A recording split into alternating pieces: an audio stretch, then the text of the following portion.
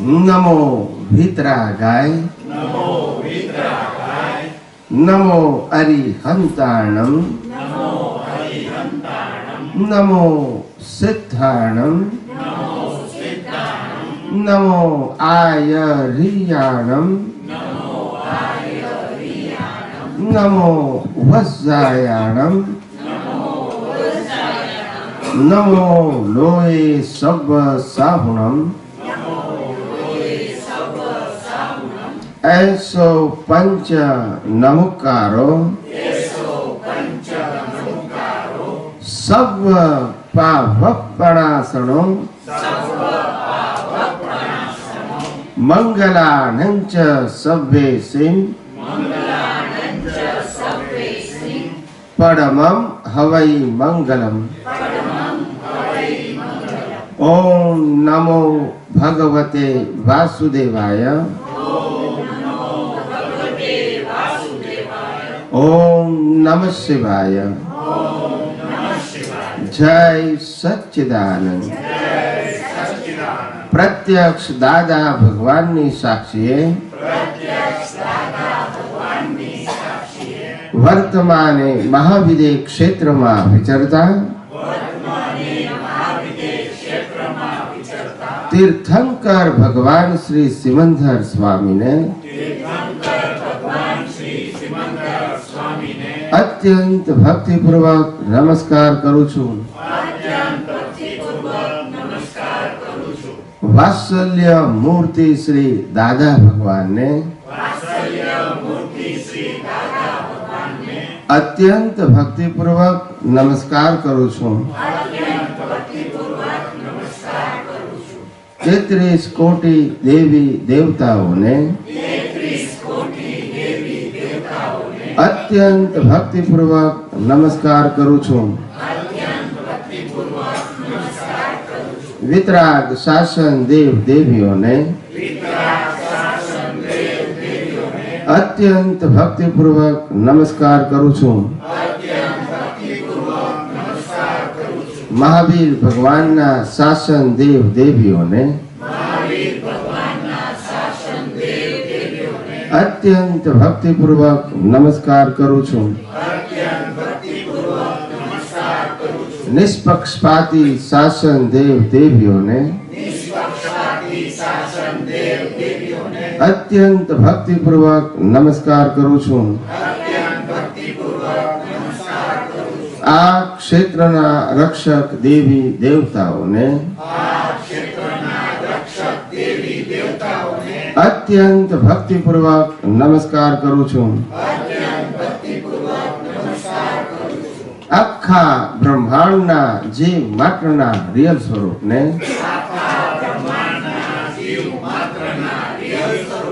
अत्यंत भक्तिपूर्वक नमस्कार करू छूं। जगत भરના संत पुरुषोનું યોગ બળ जगत भરના સત્પુરુષોનું યોગ બળ અને પ્રગટ જ્ઞાની પુરુષ દાદા ભગવાનનું યોગ બળ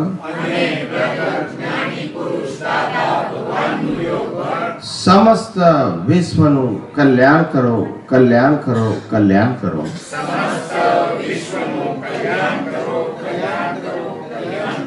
अने कल्याण करवानु निमित्त बनवानी हम सब महात्माओं परम शक्ति आपो शक्ति आपो शक्ति आपो। जगतना सर्व जीवो सुख अने शांति ने पामो। जगतना सर्व जीवो समाधान ने पामो। जगतना सर्व जीवो मोक्ष ने पामो।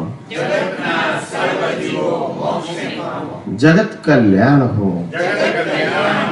जगत कल्याण हो जगत कल्याण हो।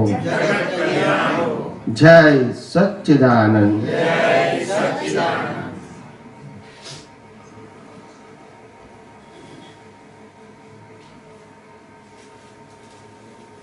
જય સચ્ચિદાનંદ. આધ્યાત્મ વિજ્ઞાનની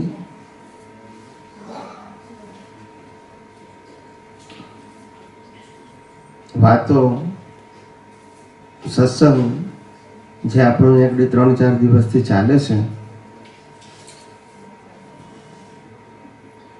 એનો સાર શું છે કે આપણી દ્રષ્ટિ કેમ કરીને વિશાળ જગતને સંક્ષિપ્ત રૂપે જોઈ શકીએ. વિશાળ જગતને સંક્ષિપ્ત રૂપે જોઈ શકીએ એ આધ્યાત્મ વિજ્ઞાનનો સાર.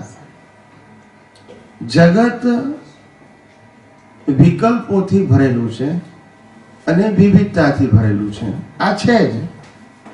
એ વિવિધતા અને વિકલ્પોને સમાવવાનું એક જ સરળ માધ્યમ છે કે આ જગતને તમે કઈ રીતે સંક્ષિપ્તમાં જોઈ શકો છો, ડિટેલમાં નહીં.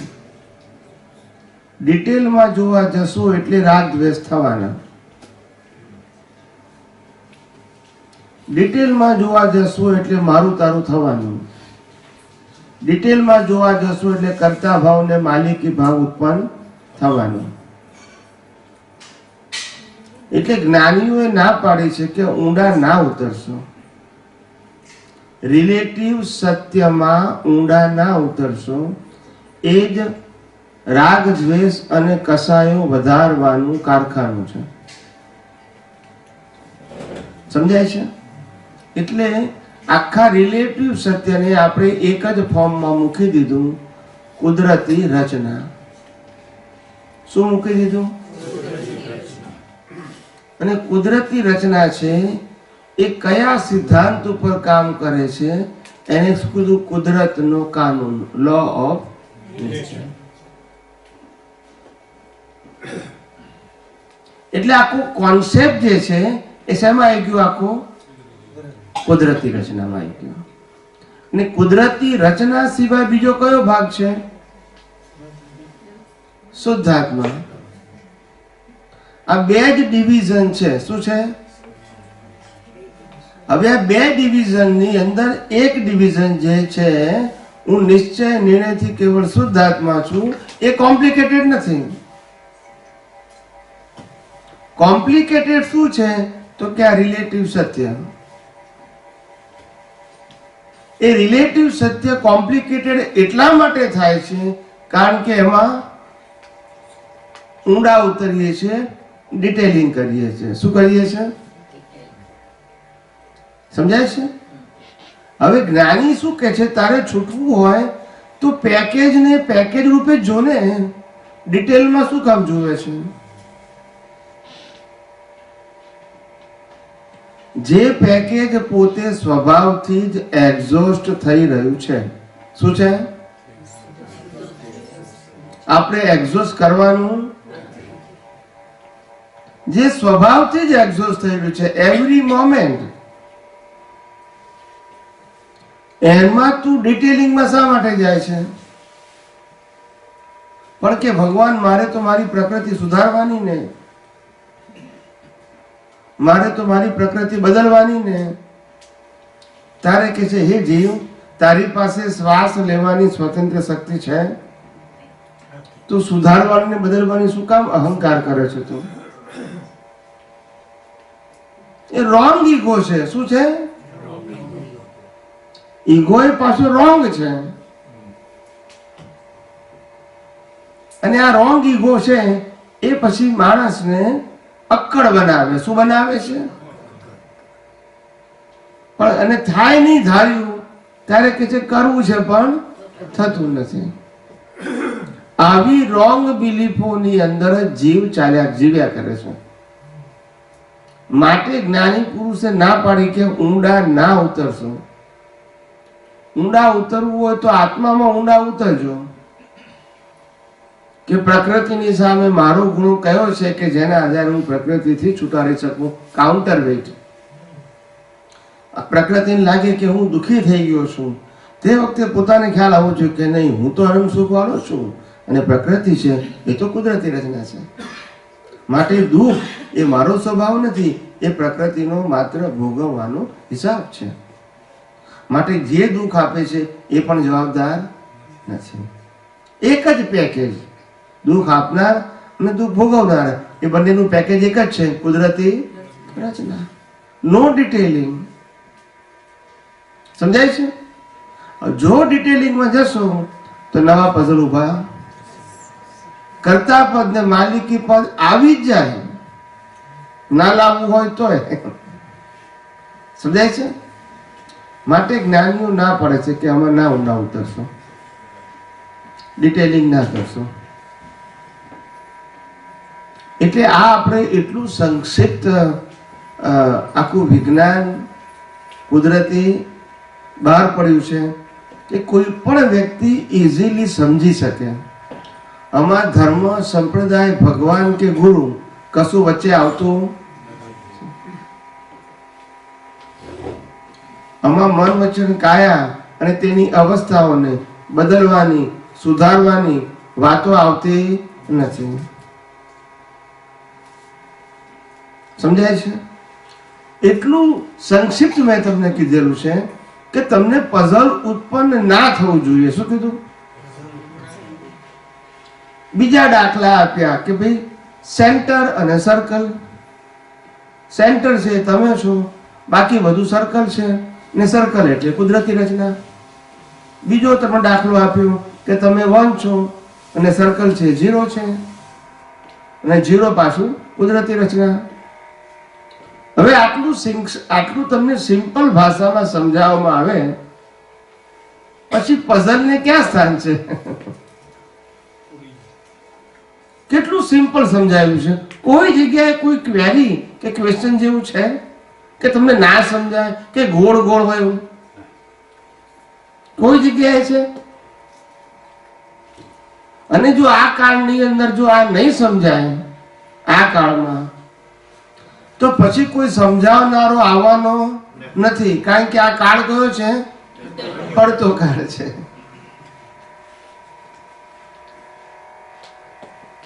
એટલે જેમ જેમ પડતો કાળ આવશે એમ એમ ક્રિયાકાંડો વધતા જશે. શું થશે? કે આટલું સિમ્પલ તમને મળ્યું છે ને એનો લાભ ઉઠાવો. શું કહું છું? અને પછી જો આ સિમ્પલ માંથી કરવામાં પડી જશો તો પછી પહેલાની જેમ જ તમારે જે તમે રિલિજન ફોલો કરતા હતા એમાં પણ અનેક વસ્તુઓ કરવાની હતી અને કરવી છે છતાં થતી નથી. આ પણ તમને અનુભવ હતો. બધાનાથી બધું ફોલો થતું નતું, એ બધાને ખબર છે. પાછા એ જ ટ્રેક ઉપર પાછા ચાલ્યા જવાના. ટ્રેક પછી એની જ થઈ જશે. પાછી શું થઈ જશે? એટલે માંડ ટ્રેકમાંથી બહાર નીકળ્યા છો કુદરતી. હવે નીચે પડવું નથી એ નક્કી કરો. શું કીધું? નીચે પડવું નથી એમાંથી. એ ટ્રેકમાં ફસાવું નથી. આરતી ભલે કરીએ, પૂજા ભલે કરીએ, ઉપવાસ ભલે કરીએ, સમજાય છે? પણ એને પુરુષાર્થ તો નથી જ માનવું. કારણ કે પ્રકૃતિ છે, પ્રકૃતિ એટલે કુદરતી રચના. સમજાય છે? સિદ્ધાંત એટલે સિદ્ધાંત નો શ્રદ્ધા. એને મારે શ્રદ્ધા ને સિદ્ધાંતને ભેગા કરવા નથી. સિદ્ધાંત એટલે સનાતન સત્ય, શ્રદ્ધા એટલે રિલેટિવ સત્ય. આખું જગત રિલેટિવ સત્યના બેઝ ઉપર ઊભું છે. અને આ જગતથી છૂટવાનો એક જ માર્ગ છે, સનાતન સત્ય સમજો. બીજો કોઈ માર્ગ નથી, કોઈ ચમત્કાર નથી. આનાથી મોટું સરળ માર્ગ બીજો કયો હોઈ શકે? ડોક્ટર સાહેબ, આનાથી બીજો સરળ કેવો હોઈ શકે? એટલે સમજવા જેવું છે. આપણને આટલું બધું સરળ મળ્યું. હવે એમાંથી આપણે આપણું પોતાનું કામ કાઢી લઈએ. અને કામ કાઢી લઈએ એટલે આ જ વિજ્ઞાનનો આપણા જીવનની અંદર પ્રેક્ટિકલી ઉપયોગ કરીને એવા પાકા થઈ જઈએ કે પછી જે ઉપયોગ કરવામાં જ્યાં આપણી મિસિંગ લિંક હોય એટલું જ આપણે પૂછવાનું રહ્યું. એપ્લિકેશનમાં નોલેજનો પ્રશ્ન ના આવવો જોઈએ. હવે હું એપ્લિકેશનના માર્ગે આગળ જઉં છું આ વિજ્ઞાનમાં, અને આ વસ્તુ મને અહીંયા ઘડી ક્વેરી કે ક્વેશ્ચન લાગે છે તો એ પૂછો એટલે પાછું તમે આગળ વધી શકો. પછી પાછા અટકી જાઓ તો એ પૂછો, આગળ વધો. પણ હવે પ્રેક્ટિકલ માર્ગના પ્રશ્ન પૂછો. હવે પેલા ફંડામેન્ટલ ક્વેશ્ચન ના પૂછો. ફંડામેન્ટલના સોલ્યુશન તમને મળી ચૂકેલા છે. વિજ્ઞાનની અંદર આજે પૂછો કે 10 વર્ષ પછી પૂછો, સિદ્ધાંત બદલાવાનો નથી. શું કીધું? કારણ કે સિદ્ધાંતનો ક્રિએટર કોઈ નથી, આ સનાતન સત્ય છે. શું છે? આપણે નથી માનતા અથવા નથી જાણતા એ આપણી અજ્ઞાનતા છે. માટે જો આટલો સિદ્ધાંત મળી જાય ને તો આપણું કામ થઈ જાય.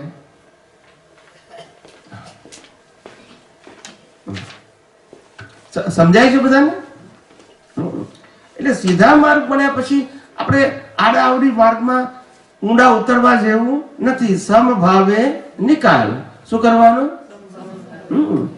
આપણે વિજ્ઞાન સમજાવ્યું પછી ભલે હોટલમાં જઈએ, થિયેટરમાં જઈએ, પ્રવચનમાં જઈએ, કથામાં જઈએ, ઉપદેશમાં જઈએ, ગમે ત્યાં જઈએ, પણ સમભાવે. હવે કશી પ્રાપ્તિ માટે જવાનું નથી, પણ સંભાવ નિકાલ કરવો પડે કે ના કરવો પડે? જ્ઞાન મળે તો લગ્નમાં જવું પડે કે ના જવું પડે? મનમાં જવું પડે કે ના જવું પડે? બસ.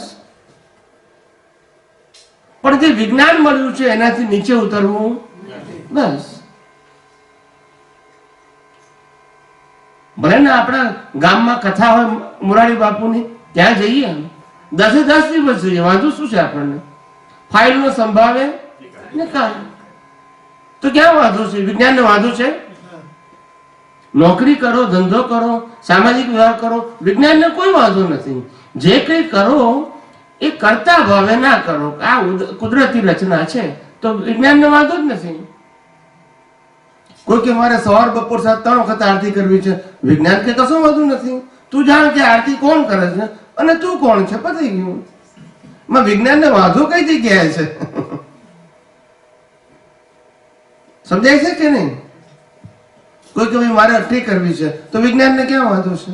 પ્રકૃતિનો સ્વભાવ છે ને હું એનાથી મુક્ત એવું શુદ્ધાત્મા છું અને પ્રકૃતિ એ કુદરતી રચના છે. તો વિજ્ઞાનને કોઈ જગ્યાએ ક્વેશ્ચન છે કે તમે કેમ આમ કરો છો? છે જ નહીં. વિજ્ઞાન કે છે તમે પરિણામ વાળા ભાગને પુરુષાર્થ માનો છો એ અજ્ઞાન કાળ. શું કે છે? પરિણામ વાળા ભાગને પુરુષાર્થ માનો છો એ અજ્ઞાન કાઢી નાખ, પતી ગયું. પછી ક્રિયાનો ક્યાં વાંધો છે?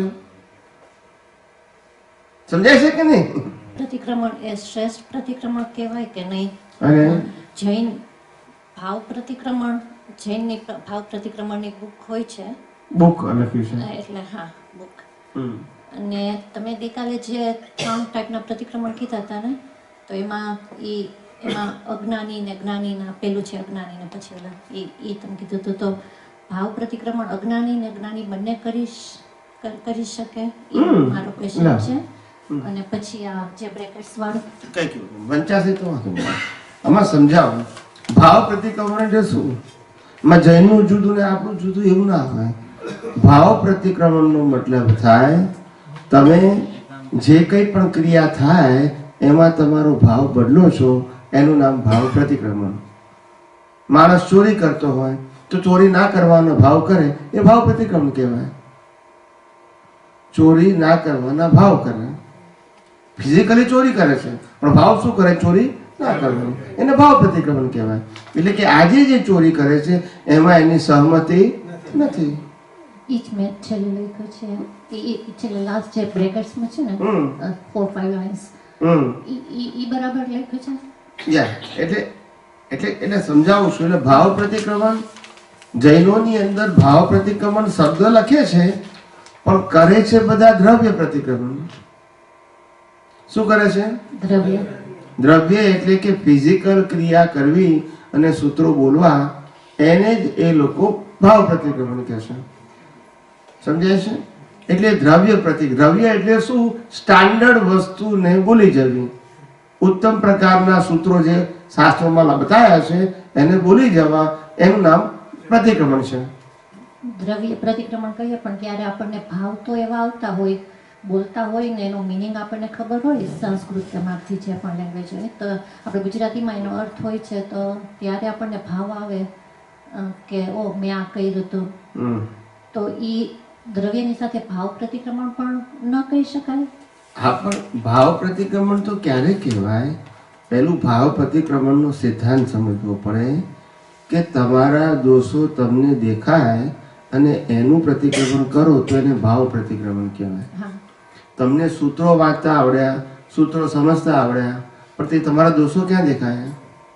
જ્યારે એનો મીનિંગ અમે વાંચીએ ને. પણ તમે સૂત્રનો મીનિંગ સમજ્યા ને, હા પણ સૂત્રની અંદર તો તમારા દોષો ક્યાં લખેલા છે? એમાં નથી લખ્યા. તો પછી કેવી રીતે દેખાશે? ત્યારે યાદ આવે. પણ તમે તો ત્યાં તો ભૂલી જવાનું હોય છે, ત્યાં યાદ ક્યાં કરવાનું હોય છે? કેમ આમ કરો છો? 1 કલાકમાં તમારે 25 સૂત્રો બોલી જવાના, તમે ક્યારે યાદ કરશો? 2 કલાક વાત થઈ. 1 કલાકની અંદર નવકાર મંત્રથી મારીને 25 સૂત્રો સ્ટેપ બાય સ્ટેપ બોલી જવાના છે. એમાં તમારી પાસે ટાઈમ ક્યાં છે યાદ કરવાનો? તમને મીનિંગ ખબર નથી એટલે તમે માગધી ભાષામાં બોલી જતા હતા. હવે તમને મીનિંગ ખબર પડી એટલે તમને ખબર પડે છે કે હું શું બોલું છું. પણ તમારા દોષો ક્યાંથી આવશે? પ્રતિક્રમણ શબ્દ અને ખાસ કરીને ભાવ પ્રતિક્રમણ શબ્દ તમારા દોષોને જોવા અને ધોવા સાથે સંકળાયેલો છે, સૂત્રો સાથે નહીં. સમજાય છે? એટલે સૂત્ર એ દ્રવ્ય પ્રતિક્રમણ કહેવાય. એ દ્રવ્ય પ્રતિક્રમણને આધારે પહેલા જમાનાની અંદર જ્યારે આ પ્રતિક્રમણ કરવામાં આવતું હતું ત્યાર પછી લોકો રાત્રે સૂઈ જતા હતા. જે સૂઈ જાય ત્યારે એ જે બધા સૂત્રો બોલ્યા છે, એક તો અંધારામાં સૂત્રો બોલવાના હોય, પ્રકાશમાં ના બોલવાના હોય, અને કટાશમાં બેસીને બોલવાના હોય, અને પછી સૂઈ જવાનું હોય. ત્યાં જઈને ઘરમાં જઈને ને તે વખતે એ સૂત્રોને આધારે પોતાને ભાવ આવતો હતો અને પોતાના દોષો દેખવાની પ્રક્રિયા મૂળભૂત રીતે હતી. પણ એ તો ખલાસ થઈ ગઈ. દરેકને આ જ હતું. ત્યાર પછી ખાવાનું, પીવાનું, ટીવી જોવાનું, બહાર જવાનું કશું હોય જ નહીં. આ મૂળ વાત કરવા માંગુ છું. અત્યારે શું છે જતા ભૂલી જાઓ બધું. મૂળ વસ્તુ આ હતું. પ્રતિક્રમણ કર્યા પછી સૂઈ જવાનું હોય ને સૂઈ જઈને જાગતા જાગતા પોતાના દોષો જોવાના અને ધોવાના હોય કે ભાઈ મેં આજે દિવસ દરમિયાન શું ભૂલો કરી એ જોવાની ધોવાની. કારણ કે આ સૂત્રો દ્વારા મને જાગૃતિ મળી ગઈ. હવે જાગૃતિનો શું કરવાનો? ઉપયોગ કરતા કરતા કરતા પ્રાયશ્ચિત કરતા સૂઈ જવાનું. બીજે સવારે ફ્રેશ થઈને ઊભા થવાનું. આ કોન્સેપ્ટ ઓરિજિનલ હતો, પણ એ કોન્સેપ્ટ તો રહ્યો નહીં. એટલે હવે ખાલી દ્રવ્ય પ્રતિક્રમણ રહ્યું. શું રહ્યું? ઓકે, સમજાય છે ને? એટલે જ્ઞાની પુરુષ દાદા ભગવાને પછી આપણને શૂટ ઓન સાઇટ આપ્યું કે ભૂલ થાય તરત જ આપણે માફી માંગવી. Shoot on site. સમજાય છે? એટલે એને ભાવ પ્રતિક્રમણ કહી શકાય કે ભૂલની સામે તરત જ તમે માફી માંગો છો. ખ્યાલ ને? આલોચના પ્રતિક્રમણને એને ભાવ પ્રતિક્રમણ કહેવાય. ભલે પહેલા સ્ટાન્ડર્ડનું હોય, બીજા સ્ટાન્ડર્ડનું હોય કે ત્રીજા સ્ટાન્ડર્ડનું હોય, પણ તેને પ્રતિક્રમણ ભાવ પ્રતિક્રમણ કહેવાય. કારણ કે દોષોના પ્રતિક્રમણ કરો છો. પણ તમે સૂત્રો બોલી જાઓ છો એને તો માત્ર દ્રવ્ય પ્રતિક્રમણ કહેવાય. ખબર પડી ગઈ. યાદ બરાબર છે. સમજાય છે? પ્રતિક્રમણ શબ્દ જ તમારા દોષો સાથે સંકળાયેલું છે, સૂત્રો સાથે નહીં. અને સૂત્રો એ તમને દોષો જોવા માટેની જાગૃતિ ઉત્પન્ન કરનારનું સાધન છે. પણ એ ક્યારે ઉત્પન્ન કરી શકે?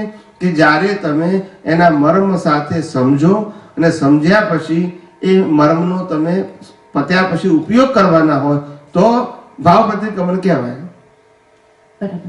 આ તો બસ પ્રતિક્રમણ પતી ગયું. હવે આપણે ઘેર જઈને સુઈ જવાનું. પણ પિક્ચર જોઈ આવતા હોય, ખાતા પીતા હોય, કોઈ ગમે તે કરતા હોય, કોઈ પણ વ્યવહાર બી કરતા હોય, સામાજિક વ્યવહારો વગેરે વગેરે, પણ એ એનો હેતુ નતો. એનો મૂળ હેતુ આ હતો, પણ કાળક્રમે ભૂસાઈ ગયો. શું થઈ ગયો? ભૂસાઈ ગયો. એટલે આ 3 પ્રકારના જે પ્રતિક્રમણ છે એ સમજાવેલ. તેમાં અજ્ઞાની તથા જ્ઞાનીના પ્રતિક્રમણ હતા. ભાવ પ્રતિક્રમણ અજ્ઞાની તથા જ્ઞાની બંને કરી શકે. ભાવ પ્રતિક્રમણ બે કરી શકે, અજ્ઞાની કરી શકે. અજ્ઞાની એટલે શું? અજ્ઞાની એટલે કે હું કોણ છું એનું ભાન તો એને છે જ. હું આત્મા છું એવું ખબર છે એને, પણ હું આત્મા છું એને શ્રદ્ધા નથી બેઠી. શું નથી બેઠી? શ્રદ્ધા નથી. હિન્દુસ્તાનની બધાને ખબર છે કે હું આત્મા છું. કોઈ પણ ધર્મવાળાની વ્યક્તિની વાત કરું છું. બરાબર. બ્રાહ્મણને પૂછો તોય ખબર છે હું આત્મા છું, વૈષ્ણવને પૂછો તોય ખબર છે હું આત્મા છું, જૈનને પૂછો તોય ખબર છે હું આત્મા છું. આત્મા છું એ નથી ખબર એ તો પ્રશ્ન છે જ નહીં. કર્મના સિદ્ધાંતને માને છે બધા હિન્દુસ્તાનના ધર્મો, પુનર્જન્મને બધા માને છે, નથી માનતા? માને છે. તો પછી કર્મનો સિદ્ધાંત માને, પુનર્જન્મને માને અને આત્મા ના માને એવું બને? ના. આત્મા ના હોય તો પુનર્જન્મ કોનો થાય? એટલે આ બધી વસ્તુઓ નવી નથી. શું નથી? નવી નથી. આપણે જે રીતે એને અતિશયોક્તિમાં મૂકીએ છીએ that is not correct. અતિશયોક્તિ ખ્યાલ આવે છે ને? હા, પણ ના, પણ ખબર હતી આત્મા છે, પણ અત્યારે જે ખબર પડે છે ને, જે શું છે અવેરનેસ હોય છે, એવી રીતે પહેલા નહોતી. પુનર્જન્મ બધી ખબર હતી છે, પણ અત્યારે જે ભેદ પડ્યો છે એવી રીતે છૂટું નહોતું રહેતું. એટલે હજુ અત્યારે જે સમજાય છે ને તે પાકું સમજાયેલું નથી. અત્યારે જે સમજાયું છે તે કે પાકું સમજાતું નથી, પણ થોડા અપગ્રેડ થયા. શું થયા? જે પેલા આત્મા હું આત્મા છું એવું જ્ઞાન હોવા છતાં જેની જાગૃતિ નથી રહેતી એ હવે થોડી થોડી રહે છે આપણને. જે પેલા આત્માના ગુણો શાસ્ત્રોમાં લખ્યા હતા તે પણ આપણને જાગૃતિમાં પ્રેક્ટિકલ લાઈફમાં કામ નથી લાગતા, એ હવે કામ લાગે છે. એટલે આ આપણે અપગ્રેડ થયા. શું થયા? અપગ્રેડ. અત્યારે કે આપણને આત્માનો અનુભવ નથી. શેનો અનુભવ નથી? આત્માનો અનુભવ નથી. પણ ના, પણ કાંઈ પણ રોંગ થાય એટલે તરત જ આમ ખબર પડી જાય કે ઓ આ, એ પછી નેક્સ્ટ લાઈન કે ધારો કે ક્રોધ કર્યો હોય તો એમ થાય કે ના, આ નતો કરવો જોતો, ખોટું મેં કર્યું.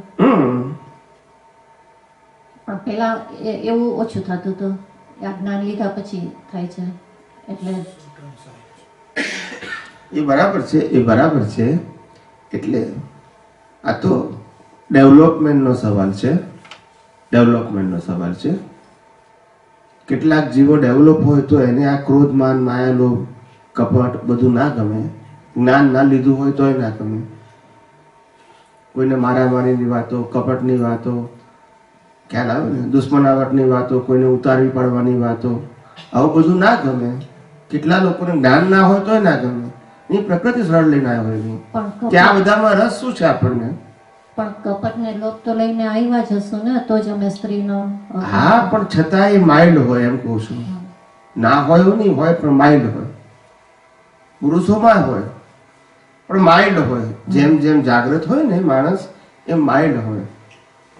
આ ડેવલપમેન્ટ ફક્ત જ્ઞાનથી થાય, જ્ઞાન વિધિ કરવાથી થાય એવું નથી. ડેવલપમેન્ટ વ્યક્તિ પોતે પણ આ જગતને વિચારીને સમજીને આગળ વધી શકે. કારણ કે બધા શાસ્ત્રો અને ધર્મગુરુઓ તો અવેલેબલ છે. એનો સાર કેવો કાઢવો એ મારો વ્યક્તિગત પ્રશ્ન છે.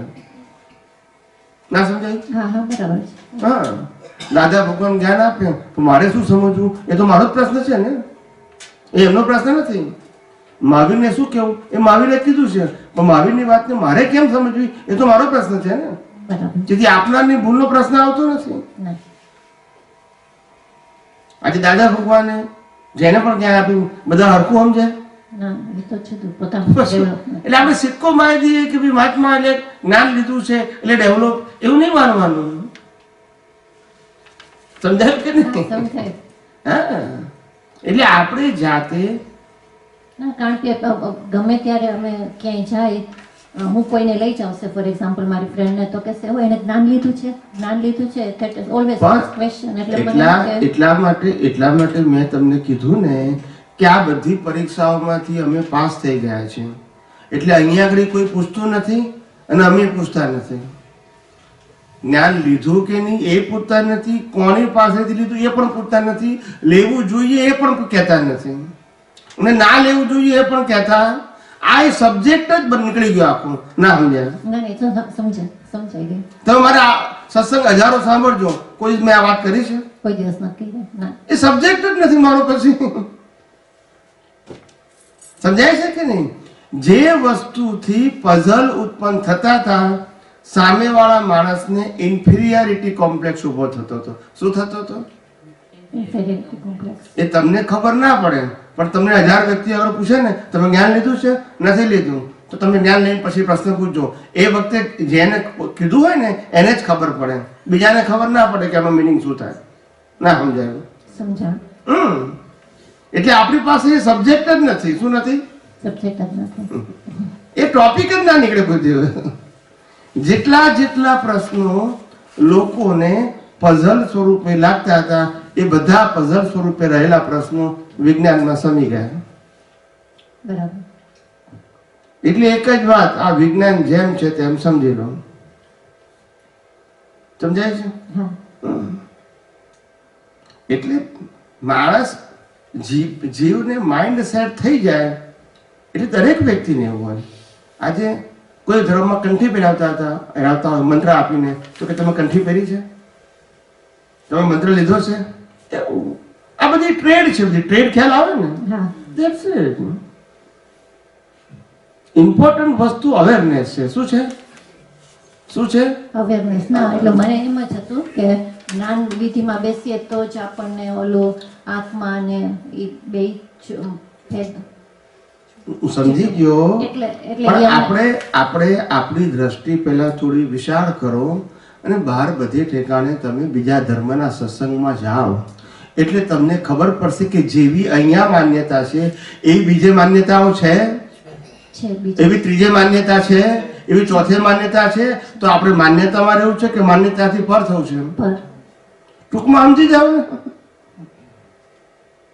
જૈન ધર્મમાં જશો તો કે તમે દીક્ષા લીધી છે, તમે પ્રતિક્રમણ કરો છો, તમે સામાયિક કરો છો, તમે પૂજા કરતા નથી, તમે ચોવિહાર કરો છો, રાત્રિ ભોજન કરો જઈ થઈને, કંદમૂળ ખાઓ છો. આ બધું તો કોમન વસ્તુ છે. ના સમજાયું? ના, હવે ખબર પડી ગઈ, પણ અત્યાર સુધી એમ જ હતું. સ્વામીમાં જશો તમે કંઠી પહેરી છે, તમે તિલક નથી કર્યું પછી, એની ટ્રેડ છે. શું છે? ટ્રેડ. હા, દરેક ધર્મમાં હોય, ક્રિશ્ચન ધર્મમાં હોય. સમજાય છે કે નહીં? દરેક ઠેકાણે હોય. એટલે માણસ પોતે આવી માન્યતાથી બંધાઈ ગયો. કેટલાક ધર્મમાં તો એમ કે તમારા ગુરુ નથી, ગુરુ તો જોયો જ નહીં તમારે કે. એટલે આ બધી માન્યતાઓથી જીવ બંધાયેલો છે. આપણે કહીએ છીએ વિજ્ઞાનમાં માન્યતાથી બિયોન્ડ જાઓ. આ માન્યતા એ બધું રિલેટિવ સત્ય છે. શું છે? રિલેટિવ સત્ય. સમજાય છે ને?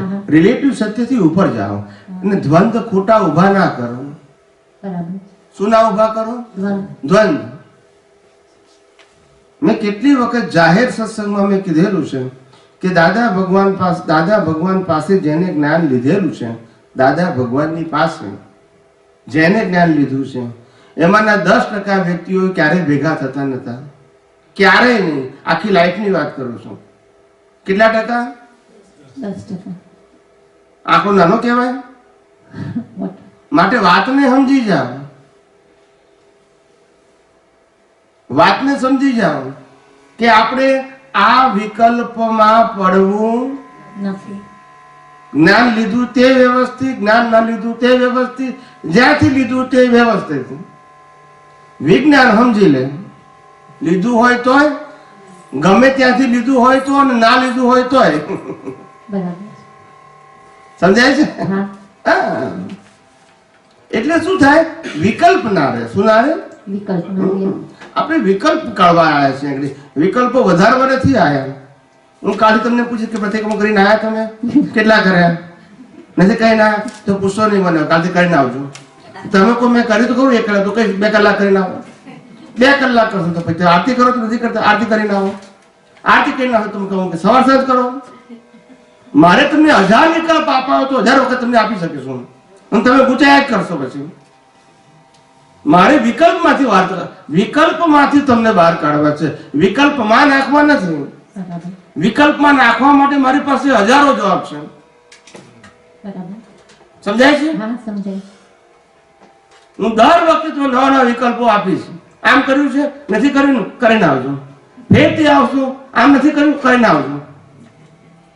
એટલે તમે કરવાના વિકલ્પમાંથી બહાર નીકળી શકશો નહીં, ઉપર જાવ ત્યાં સુધી. ને હું તમને વિકલ્પમાંથી બહાર કાઢવા આવ્યો છું. શેમાંથી બહાર કાઢવા આવ્યો છું? વિકલ્પમાં. કર્તા પદ એ જ ભ્રાંતિ પદ છે. શું છે? કરતા પદે ભ્રાંતિ પદ છે. અને ભોગતા પદ એ પણ ભ્રાંતિ પદ છે. ભ્રાંતિ પદ છે.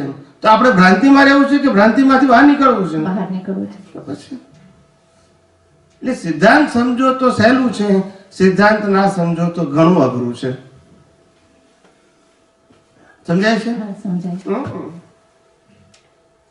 માટે આવી આપણે ભેદ પાડવાની જરૂર નથી. જ્ઞાની અને અજ્ઞાની, જ્ઞાન લીધેલા અને જ્ઞાન નથી લીધેલા, એવો આપણે ભેદ પાડવાની જરૂર નથી. ઓકે. આપણા વિઝન માંથી આ ભેદ કાઢી નાખો. સમજાય છે? હા, સમજાય. તો સ્વામીજી, એક ક્વેશ્ચન છે. ઘનશ્યામભાઈ સાથે હું વાત કરતી હતી. આઈ થિંક હું એને ક્વેશ્ચન પૂછતી હતી. એણે મને રિપ્લાય આપ્યો, પણ એ કે સ્વામીજીને પૂછી જોજો. તો હું એને જ માઇક આપું છું. ઈ મારો ક્વેશ્ચન પૂછશે.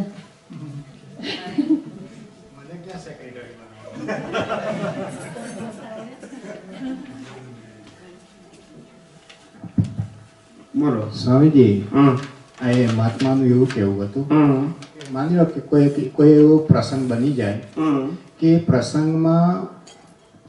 પ્રસંગ લાંબો હોય અને અહંકાર કલાકો સુધી ભળી જાય, રાઈટ? અને કલાક 2 કલાક પછી આ જ્ઞાન એપ્લાય થાય કે ભાઈ આ પ્રકૃતિનું છે, કુદરતને આધીન છે. તો જે એમને એવું ફીલ થાય છે કે કલાક 2 કલાક સુધી મને જે ચોંટ જેવું લાગ્યું, તો એમાં શું કર્મ બંધાય?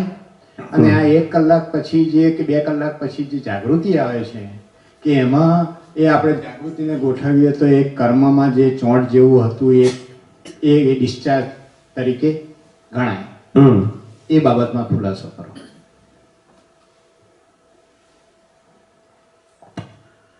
જ્યાં તમે પ્રકૃતિ અને પરમાત્માને છૂટા જોતા નથી, તે બધી ક્ષણો અને સમયો માટે, સંજોગો માટે જવાબદાર 100% છો જ. છો જ તમે જવાબદાર. એમાં કોઈ પ્રશ્ન આવતો જ નથી. તમારું કામ છે જળ અને ચેતનને છૂટા જોવાનું. તમારું કામ છે પ્રકૃતિ અને પરમાત્માને છૂટા જોવાનું. તમારું કામ છે રિલેટિવ રિયલને છૂટા જોવાનું. ખ્યાલ આવી ગયો? આ તમારો પુરુષાર્થ છે. એ પુરુષાર્થ જ્યાં જ્યાં ચૂક્યા ત્યાં તમે જવાબદાર છો. અને દાદા ભગવાને ચોખ્ખું કીધેલું કે અમારા બધા જ સત સાધનોથી પુણ્ય બંધાશે, આજ્ઞા પાડશો તોય પુણ્ય બંધાશે. આ બધું એ બોલીને ગયા છે. અને તોય જો આપણને બધો પ્રશ્ન આવે છે કર્મ બંધાશે કે નહીં, એ પોતે બોલીને ગયા છે. એમાં આપણે શંકા કરીએ છીએ. મારામાં નથી શંકા કરતા, એમનામાં તમે શંકા કરો છો. એમને કીધું કે મારા સસાધન કરશો તોય કર્મ બંધાશે, અને આજ્ઞા પાડશો તોય કર્મ બંધાશે. હવે કર્મ બંધાયનો મતલબ શું? કર્મ બંધાયનો મતલબ શું? જાગૃતિમાં રહેવું જોઈએ. ના, કર્મ બંધાય તો શું આવશે? જેમ અજ્ઞાનીને કર્મ બંધાય તો શું થાય? ફળ આવે. તો તમને કર્મ બંધાય તો શું આવે? ફળ આવે. કે સિદ્ધાંત જુદો હોય પાછો એના માટે. એટલે આ પુણ્યનું બંધિત પુણ્ય થાય એમ કહેવાય. હું શું કહું છું, કેટેગરીની વાત હમણાં જવા દો. કર્મ બંધાય તો ફળ આવે કે નહીં? વિજ્ઞાનની વાત કરો ને આપણે, કેટેગરી ના જશો પાછા. કેટેગરી એટલે બધું એક્સક્યુઝ થશે પાછો. એક્સક્યુઝ ખ્યાલ આવે? છટકબારી. આપણે છટકબારી આપણે વિજ્ઞાન સમજવું છે પહેલા, કે કર્મ બંધાય તો કર્મનું ફળ આવે કે નહીં? પછી જ્ઞાની હોય કે અજ્ઞાની હોય, ભેદ કેમ પાડો છો? પછી કહેવાનો મતલબ છે કે તમે જ્યાં જ્યાં પોતે પ્રકૃતિ અને પરમાત્માને, રિલેટિવ ને રિયલ ને, ચેતન અને જળ ને જુદા નથી જોઈ શકતા, તો તમે જવાબદાર છો જ. જેટલી સમય માટે ના જોઈ શકતા હોય એટલા માટે. ખ્યાલ આવ્યો? એટલે પછી તમે એમ માનો કે ભાઈ હું પાછળથી જોઈ નાખું તો શું થાય?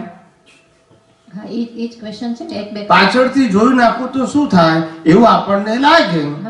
પણ એ પાછળથી જુઓ તો એને ઓરિજિનલ ના કહેવાય, સેકન્ડરી કહેવાય. શું કહેવાય? જે ઓન ધ સ્પોટ હાજર રહે તો એને જાગૃતિ કહેવાય. શું કહેવાય? જાગૃતિ. પાછળથી જુઓ તો એને એટલી જાગૃતિ ના કહેવાય, એટલે પછી માઇલ્ડ થઈ જાય. શું થઈ જાય? માલ. તમે જ્ઞાનનો ઉપયોગ કરો તો એટલું એ માઇલ્ડ થાય. શું થાય?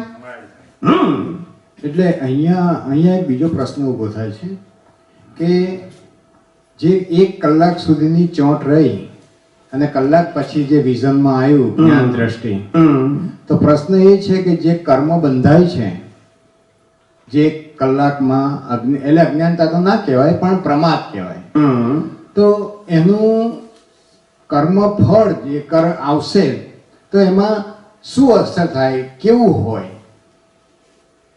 એક તો ચોંટમાં રહ્યા હતા ઇન ધ સેન્સ કે જાગૃતિ અપ્રમાદમાં હતા અને કલાક પછી એ છૂટા પડે છે, તો છૂટા પડવાથી એ કર્મ ફળમાં, કર્મ બીજમાં શું ફાયદો થાય અને કેવો ફાયદો થાય? એટલે તમે છૂટા પડ્યા એટલે તમારું કર્મ થોડું માઇલ્ડ થાય. શું થાય? માઇલ્ડ થાય એટલે તમારી સિગ્નેચર જે ભૂલથી થઈ ગયેલી હતી એ થોડી હળવી થઈ જાય. શું થઈ જાય? જતું ના રહે. એટલે બીજ પડી જ ગયું કહેવાય, એમ કહો છો? બીજ તો પડી જ જાય ને. તો પણ કુદરતનો કાનૂન એવો છે કે તમે રિલેટિવ રિયલને છૂટા ના પડ્યા, ધેટ્સ યોર મિસ્ટેક. હા, પણ જ્ઞાન હોય તોય મિસ્ટેક કહેવાય, ના હોય તો મિસ્ટેક કહેવાય. છૂટા ના રહ્યા ને. હા, પણ કે છે ને કે આ દેહ છૂટે ત્યાં સુધીમાં આપણે એનું પ્રાયશ્ચિત ઓલું કરી નાખીએ, પ્રતિક્રમણ, તો એ ધોવાઈ જાય. બીજ પડ્યું હોય ન થાય. એટલે કહેવાનો મતલબ, જો પાછું ફેરથી સિદ્ધાંત સમજી જાઓ કે પ્રતિક્રમણ કરવાથી હળવું થાય એ વાત સાચી, બરાબર છે. પણ તમે જ્યારે પ્રતિક્રમણ કરો છો ત્યારે વર્તમાનની જાગૃતિ હોય કે ભૂતકાળની? બોલ, જવાબ આપો ને. હું જવાબ નથી આપતા. પછી ભૂતકાળની કહેવાય. ભૂતકાળની. બરાબર. અને જ્ઞાનીઓ શું કૈસામાં રહેવાનું છે? વર્તમાન. બોલો હવે આ સાચું પેલું સાચું? હા સ્વામીજી, અહીંયા એક મોટો પ્રશ્ન છે. આપ કહો છો એટલે એ સિદ્ધાંત આપણે વર્તમાનમાં રહેવું એ બેટર છે કે ભૂતકાળને વર્તમાનમાં લાવવું એ બેટર છે? હું તમને આ બે કમ્પેરિઝન આપું છું. ના. Think and use your mind. કે આપણું માઇન્ડ શું કહે છે? વારંવાર કહું છું કે વર્તમાનમાં રહેવું. જ્ઞાનીઓ પણ કહે છે, શ્રીમદ રાજચંદ્ર કહી ગયા, દાદા ભગવાન કહી ગયા, મહાવીર કહી ગયા, વર્તમાનમાં વર્તે સદા સો જ્ઞાની. બરાબર. બધા કહી ગયા છે. આપણે ભૂતકાળમાં જઈને શું કરવું છે એમ પૂછું છું. ના સ્વામીજી, આપ કહો છો એ સત્ય હકીકત છે, વૈજ્ઞાનિક છે અને સિદ્ધાંતિક છે, પણ આપણે જો માસ ઓફ પીપલ જેટલા અહીંયા બેઠા છે એ બધામાં એ સ્ટેટસ નથી આવ્યું. એ જ્ઞાનની દ્રષ્ટિએ જુઓ, નથી સાંભળો આવ્યું. મારી વાત. હા. તમારી વાતને હું સંપૂર્ણપણે સ્વીકાર કરું છું કે બધાનું સ્ટેટસ એ નથી આવ્યું અને કદાચ નહીં પણ આવે, એનો પ્રશ્ન નથી. જ્ઞાની પોતે કહેતા હતા કે જે લોકો અહીંયા આવે છે એનું સ્ટાન્ડર્ડ નહીં હોય તો એ બચારા ખરી પડશે ને જ્યાં સ્ટાન્ડર્ડ હશે ત્યાં જતા રહેશે. એક એ એક્ઝેક્ટ ફોર્મ છે એનું. શું છે? Exact form. હા, એટલે આપણું કામ શું છે? એક્ઝામ્પલ આપું તમને. હું 10મા ધોરણનો ટીચર છું, બરાબર છે? તો મારે કઈ ચોપડી ભણાવવાની? 10માની. હવે કોઈ 5મા ધોરણનો વિદ્યાર્થી આવે તો મારે શું કરવાનું? 5માનું ભણાવવાનું ને. જો હવે હશે છે પછી. હવે કેમ હસો છો? મારું કામ શું છે? હું ટીચર શેનો છું? તો મારે શું ભણાવવાનું? 10મા. પણ તમે કોઈ વિદ્યાર્થી 5માનો આવ્યો તો એ વિદ્યાર્થી જતો રહેશે 5મામાં. એને લેવલ નહીં ખ્યાલ આવે. એમાં વાંધો નથી ટીચરને. તમે સમજ્યા નહીં? સ્વામીજી, વાત આપની ટીચર અને વિદ્યાર્થીનો મતલબ એટલો થાય કે ટીચર હંમેશા એવું જ ઈચ્છે છે કે મારો વિદ્યાર્થી 10મામાં ભણીને 11મામાં જાય. શું કીધું? બરાબર છે. અને 5મા વાળો હોય તો એને કીધું તારે 5મામાં જવાનું, ભણીને પાસ થઈને તું પાસે આવજે. પણ અહીંયા પ્રશ્ન શું થાય છે? અહીંયા પ્રશ્ન ટીચર ને વિદ્યાર્થી નથી, ગુરુ અને શિષ્યનો છે. એટલે શિષ્ય, ગુરુ કહે છે કે મારી પાસે આવેલો શિષ્ય બીજે જવો જોઈએ, સમજણ પડે કે ના પડે, પણ સંખ્યા ઘટવી જોઈએ. જ્યારે જ્ઞાનીને સંખ્યાનો પ્રશ્ન જ નથી. તમને એમ લાગે કે આ વસ્તુ મને સમજાતી નથી તો તમને જ્યાં યોગ્ય લાગતા જઈ શકશો અને એ તમારી સ્વતંત્રતા છે. there is no restriction by જ્ઞાની પુરુષ. સ્વામીજી, પણ હું તમને એક બીજી વાત કરું કે માની લો 10મા ધોરણનો સ્ટુડન્ટ છે, બરાબર? હવે 10માના 25 સ્ટુડન્ટમાંથી અપર અને બોટમ લાઈન હોય તો જે 10મામાં આવ્યો છે, બરાબર? હવે ટીચર 10માના છે, એમના કેપેસિટી પ્રમાણે એક્સપ્લેન કરે છે, પણ જે સ્ટુડન્ટ્સ એને ગ્રાસ્પ કરે છે એની intensity of grasping power is from top to bottom, જે લાઈનમાં 10મામાં ફિટ થાય છે. એમાં માની લો કે જે ટોપ લેવલના ડેવલપ સ્ટુડન્ટ છે એ લોકો ઇઝીલી સમજી શકે અને પ્રયત્ન પણ કરે કે બરાબર છે. બરાબર, પણ જે બોટમ થી ઉપરનો માણસ છે એને આ પ્રશ્નો રહે છે તો એ વારંવાર ટીચરને પૂછે છે. એટલે એનો વાંધો નથી, એ પૂછે છે, એક જ સ્ટાન્ડર્ડનું છે ને પૂછે છે ને, એનો વાંધો નથી. પણ જેનું સ્ટાન્ડર્ડ જ લો હોય એને કામનું નથી. આ સમજાય છે? જેને આ વાત ફિટ થતી ના હોય, આપણે વિજ્ઞાનની વાત ગમે એટલી કરીએ પણ એને ક્રિયામાં જ પુરુષાર્થ દેખાતો હોય તો જાણવું કે એના માટે આ સ્ટાન્ડર્ડ નથી. માટે જ્યાં ક્રિયાની વાત થતી હોય ત્યાં જાય તો એને સંતોષ થાય, ગુરુને સંતોષ થાય ને શિષ્યને સંતોષ થાય.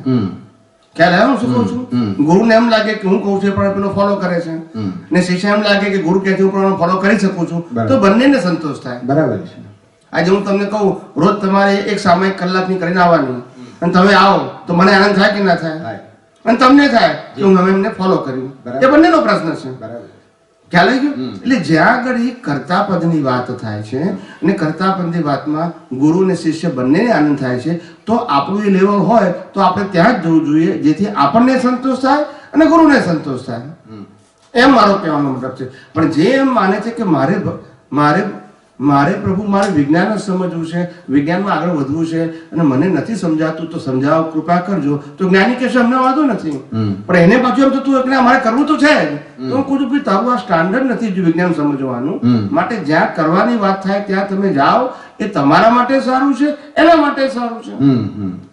સમજાય છે? બંને માટે સારું છે. જી. પણ અહીંયા હું એક બીજી રીતે તમને એનો ખુલાસોની વિનંતી કરું છું કે સ્ટુડન્ટ છે એની કેપેસિટી છે, એબિલિટી છે એ સ્ટાન્ડર્ડના ટીચરને અનુસરવાની અને સમજવાની. બરાબર, એ સમજે છે પણ ખરો, પણ છતાંય ઉદય કર્મને આધીન ત્યાં આગળ એને જાગૃતિમાં રહેવું છે કે હું શુદ્ધાત્મા છું, આ કુદરતને આધીન બધું ચાલી રહ્યું છે, પણ છતાંય એ સંજોગ, પર્ટિક્યુલર સંજોગોમાં જેમાં એનું જ્ઞાન કાચું પડે છે ત્યાં એની અંદર ચોટ તો ના કહેવાય પણ એક સહજ રીતે ભળી જાય છે.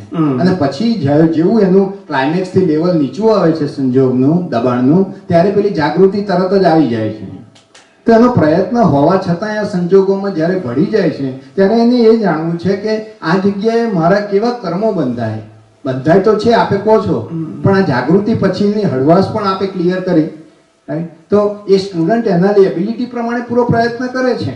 એટલે આવું છે કે જેને વિજ્ઞાન સમજેલો છે અને વિજ્ઞાનનું એપ્લિકેશન નથી થતું અને નથી થતા પછી પણ એને ખબર છે કે હું પ્રોપરલી આ વિજ્ઞાનને ઉપયોગ કરી શક્યો નથી અને માટે ફરતી પાછું રીકરેક્શન માટે પાછું હું સાયન્સનો જ ઉપયોગ કરું છું, તો આ સ્ટુડન્ટ ઇઝ કરેક્ટ. પેલાને રહે છે તે કરેક્ટ છે, આ મધ્યમાં રહે છે તે કરેક્ટ છે અને 10% રહે છે પણ સમજણ પૂરેપૂરી વિજ્ઞાનની છે તો એને પ્રશ્ન નથી. પછી એ નહીં કે પ્રતિક્રમણ કરવાનું કે એવું નહીં પૂછે કોઈ દિવસ. પણ પ્રતિક્રમણને પુરુષાર્થ કહેવાય કે નહીં એ નહીં પૂછે, પણ આરતીને પુરુષાર્થ કહેવાય કે નહીં એ નહીં પૂછે. એ એમ કહે છે કે આરતી વખતે કરતી વખતે ઉપયોગમાં ના રહ્યો એ કહેશે, પણ એ પુરુષાર્થ કહેવાય કે નહીં એ પ્રશ્ન આખી લાઈફમાં નહીં પૂછે, કારણ કે સાયન્સ સમજાઈ ગયું છે, એને સિદ્ધાંત પકડાઈ ગયો છે. સિદ્ધાંત પકડી ગયો છે. એપ્લિકેશન ભલે નથી, 10% છે, 90% નથી, પણ સિદ્ધાંત પકડી ગયો છે તો સ્ટાન્ડર્ડ એક જ છે. બરાબર. પણ જેને હજુ ડુઅરશિપમાં પુરુષાર્થ દેખાય છે એનું આ સ્ટાન્ડર્ડ નથી. બરાબર છે. ના પણ આજના ખુલાસા પછી જ્ઞાનમાં એ વિજ્ઞાનમાં નથી રહેતો ને, that is not a question. That's it. Ya. પણ એ વિજ્ઞાનને સમજી ગયો છે ને, that is a plus point. Absolutely. Application ભલે 5% હોય, બરાબર, પણ સાયન્સ નું લેવલ એને વિઝન ક્લિયર થઈ ગયું છે. બસ ભલે એપ્લિકેશન નથી, બરાબર, તો આજે નહીં તો કાલે પણ થશે. ડેફિનેટલી. પણ જેને સાયન્સ જ સમજાવ્યું નથી, હજુ ડુઅરશિપમાં જ પુરુષાર્થ માને છે, એનું આ લેવલ જ નથી આવ્યું. બરાબર છે. એમ કહેવા માંગુ છું. ના, સાચી. એટલે હું એપ્લિકેશન ની વાત જ કરતો નથી, હું અન્ડરસ્ટેન્ડિંગ ની વાત કરું છું. બરાબર છે. અન્ડરસ્ટેન્ડિંગ આપણું ક્લિયર હોવું જોઈએ કે મારે વિજ્ઞાન સમજવું છે, વિજ્ઞાન જ એપ્લાય કરવું છે કે ડુઅરશિપમાં ઊંડા ઉતરવું છે. First you decided. બંને માર્ગ તમારા માટે ખુલ્લા જ છે. શું છે? ખુલ્લા છે. કોઈએ કે બંધ કર્યા છે? ના, બિલકુલ નહીં. હા, પણ તમને એમ લાગતું હોય કે ખરેખર આ બધી ક્રિયાઓ કરવી જોઈએ તો જ મને આનંદ આવશે, તો જ હું એને પુરુષાર્થ માનું છું, અને તો પછી તમને લાગુ છે કે મારું લેવલ જ આ છે, માટે જ્યાં આ વાત થતી હોય ત્યાં તમારે જવું જોઈએ. And this is good for you, you both of ગુરુ માટે બરાબર છે, શિષ્ય માટે બરાબર છે. બરાબર છે. ખ્યાલ આવી ગયો કે નહીં? Yeah. અને આ એનું કારણ શું થાય છે કે વારે ઘડીએ તમારું જે સમજણનું લેવલ છે ને, એટલે હું શું કહું છું કે મેં દુનિયામાં બધી જગ્યાએ જાઓ, પ્રશ્ન એ નથી. ખ્યાલ આવી ગયો? હું આજે સાયન્ટિસ્ટ હોઉં અને બાળ મંદિરમાં મારે જવાનું આવે, એવા વ્યક્તિઓ સાથે વાત કરવાની, કે ભાઈ સ્કૂલના વિદ્યાર્થીઓ સાથે આવે, કે કોલેજના વિદ્યાર્થીઓ સાથે આવે, કે માસ્ટર ડિગ્રીના વિદ્યાર્થીઓ સાથે આવે, કે પીએચડીના વિદ્યાર્થીઓ સાથે આવે, ગમે તેની સાથે મારી મુલાકાત થાય, પણ મારું જે લેવલ ઓફ અન્ડરસ્ટેન્ડિંગ છે એ ક્યારે ડાઉન ના જાય. બરાબર છે. ખ્યાલ આવી ગયો? એને કહેવાય કે વ્યક્તિને સાયન્સમાં ઇન્ટરેસ્ટ છે. હવે જેને સાયન્સમાં ઇન્ટરેસ્ટ નથી, એના માટે આ કામનું નથી, એમ કહું છું. વાત સાચી છે, પણ હું એવું માનું છું કે તમારી સામે જેટલા બેઠા છે ને એ ટચમાં આવ્યા છે, કુદરતી રીતે જ આવ્યા છે ને વિજ્ઞાનની શોધમાં જ આવ્યા છે. ના એટલે વિજ્ઞાનની શોધમાં નથી આવ્યા એવું નથી કહેવા માંગતો હું. કોઈ પણ વ્યક્તિ ભેગી થાય છે એટલે હિસાબ તો છે જ. હિસાબ વગર કોઈ ભેગું થાય નહીં. પણ મને એવું લાગે કે કોઈ પણ વ્યક્તિને એવું લાગવું જોઈએ કે હજુ સ્વામીજીની વાત છે, મને નથી બેસતી, આટલી બધી સાંભળું છું, સમજુ છું, મને એમ લાગે છે કે આ બધું કરવું જ જોઈએ, તો જ એને પુરુષાર્થ કહેવાય. તો હું એને એમ કહું છું કે ત્યાં જઈને બધી એક્ઝામ પાસ કરીને પછી આવે આગળ, તો તને બી ગમશે. બરાબર. કારણ કે તારે જે કરવું છે અને તું જો માને છે એ વસ્તુ ત્યાં સેટ થાય છે. બરાબર. તો this is good for both of you, એમ કહું છું. સાચી વાત. એટલે પાસ કરેલું હોય તો બહુ સરળ રહે. That's it. મારે ઓછી મહેનત થાય ના સમજાયું. ના આ મને લાગે છે કે આઈ એમ શ્યોર કે આ ડિસ્કશન પછી બધાને ક્લિયરિટી ઘણી બધી મળી હશે, અને હું એમને આ મહાત્માને આપું થોડા પ્રશ્નો પૂછું. પ્લીઝ. સોરી સ્વામીજી, થોડુંક નીચું લેવલ લઈ જાય. કઈ કહ્યું? આ એપ્લિકેશન માટે તમે પહેલા સત્સંગમાં કહ્યું ને કહેતા આવો છો, એ તો મારા ઘર બેસી જ ગયું છે કે અમે કોણ છે, કોણ બધું કરે છે, કુદરતી રચના છે, અને આપણે એક જ ભાવના કરવાની છે. હવે ભાવના જે શબ્દ છે ઇંગ્લિશમાં આપણે કહીએ તો વિશ અને ઇન્ટેન્શન, ગુજરાતીમાં કહીએ તો ઈચ્છા અને ભાવના. એની જે ઇન્ટેન્સિટી છે કે ભાવના આપણે કહીએ છીએ કે આપણે નેક્સ્ટ જન્મમાં શું જોઈએ છે, કે કયા માર્ગે જવું છે, એનું આપણે કેવી રીતે ખ્યાલ આવે કે આપણે રાઈટ ભાવના કરીએ છીએ? ઇઝ ઇટ કે કેટલો વખત આપણે એ થિંક કરીએ છીએ, કેટલા ઇન્ટેન્સિટીથી થિંક કરીએ છીએ, કે એપ્લાય કરીએ છીએ? કેમ કે ઘણીવાર એમાં થોડીક ઓલી ભોગવટો રહે છે કે આ ભાવના તો કરીએ છીએ, પણ કોક વાર પહેલાં બીજી ભાવના થઈ ગઈ હશે કે આ સંસારમાં કાંઈ મળે કે કાંઈ બીજી ચીજમાં મળે, અને એ કેવી રીતે એને રિયલી એકાગ્રતાથી એક જ ઇન્ટેન્શનમાં ચેન્જ કરી શકીએ? Thank you. એટલે આમાં શું છે, આ એક પ્રોસેસ છે. શું છે? પ્રોસેસ. રિલેટિવ સત્યમાંથી સનાતન સત્યમાં જવાની એક પ્રક્રિયા છે. રિલેટિવ સત્યમાં સારું ખોટું હોય, કરતાપણું અકર્તાપણું હોય, મેળવવાનું ને ગુમાવવાનું હોય, સમજાય છે? સનાતન સત્યમાં ખાલી સમજવાનું હોય, ઉપયોગ કરવાનું હોય, અનુભવ કરવાનું હોય. એ દાદા ભગવાનનું આપતા સૂત્ર પણ મેં વાંચી નાખ્યું પહેલા, કે અહીંયા કશું કરવાનું ના હોય, સમજવાનું હોય, ખ્યાલ આવે, જાણવાનું હોય, સમજવાનું હોય અને અનુભવવાનું હોય. એટલે આ એક સામાન્ય સિદ્ધાંત છે, જેને સ્પિરિચ્યુઅલ માર્ગમાં આગળ વધવું છે એના માટે આ સિમ્પલ પ્રિન્સિપલ છે. હવે મને ભાવનું ઇમ્પોર્ટન્ટ અહીંયા સેકન્ડરી છે. સાયન્સમાં છૂટા પડવું એ ટોપ મોસ્ટ વસ્તુ છે. એટલે પછી ત્યાં ભાવ સબ્જેક્ટ નથી આવતો, પણ એના નીચેના લેવલે આવો તો આપણે છૂટા રહી શકતા નથી. પ્રકૃતિના પરમાત્માને 100% આપણે છૂટા જોઈ શકતા નથી અથવા રિયલાઇઝ કરી શકતા નથી. એટલે આપણે નીચેના લેવલે આવવું પડે. તો કે આપણે અત્યારે શું કરી શકીએ એમ છે, તો કે આપણી પાસે કેપેસિટી એ છે કે રિલેટિવ રિયલ બંનેને આપણે જાણીએ છીએ ખરા, પણ રહી શકતા નથી, કારણ કે કર્મનું પ્રેશર છે. રાગના કર્મનું કે દ્વેષના કર્મનું કે કસાયોના કર્મનું પ્રેશર છે આપણે. એટલે આપણે જે છૂટા પડીને જોવું જોઈએ તે પ્રક્રિયામાં આપણે નથી. તો હવે આપણે શું કરવું કે જેના આધારે આપણી પ્રક્રિયા મજબૂત બને છૂટા પડવાની? તો આપણે હવે પ્રકૃતિના ડિટેલિંગમાં નથી જવું, પણ પ્રકૃતિથી છૂટા રહેવા માટેની પ્રક્રિયામાં જવું છે. સેકન્ડરી છૂટું રહેવું એ થર્ડ લેવલ છે, આપણે સેકન્ડ લેવલની વાત કરીએ છીએ. સેકન્ડ લેવલમાં જેવી પ્રકૃતિ ઉકલે તરત ખ્યાલ હતો કે ભાઈ આવી પ્રકૃતિ મારી ન હોવી ઘટે, કારણ કે આ પ્રકૃતિ છે મોક્ષ માર્ગ માટે લાયક અને સહાયક નથી. પછી રાગવાળી હોય, દ્વેષવાળી હોય, ક્રોધવાળી હોય, માનવાળી હોય, માયાવાળી હોય કે લોભવાળી હોય, નો ડિટેલિંગ આવી ના હોવી જોઈએ બસ. And subject to moksha, not subject to good and bad. Good and bad પાછું રિલેટિવ સત્યમાં જાય. સમજાય છે? આ પ્રકૃતિને આઈસ્ક્રીમ ખાવો ભાવે છે, પણ તોય મારો પુરુષાર્થ શું હોવો જોઈએ?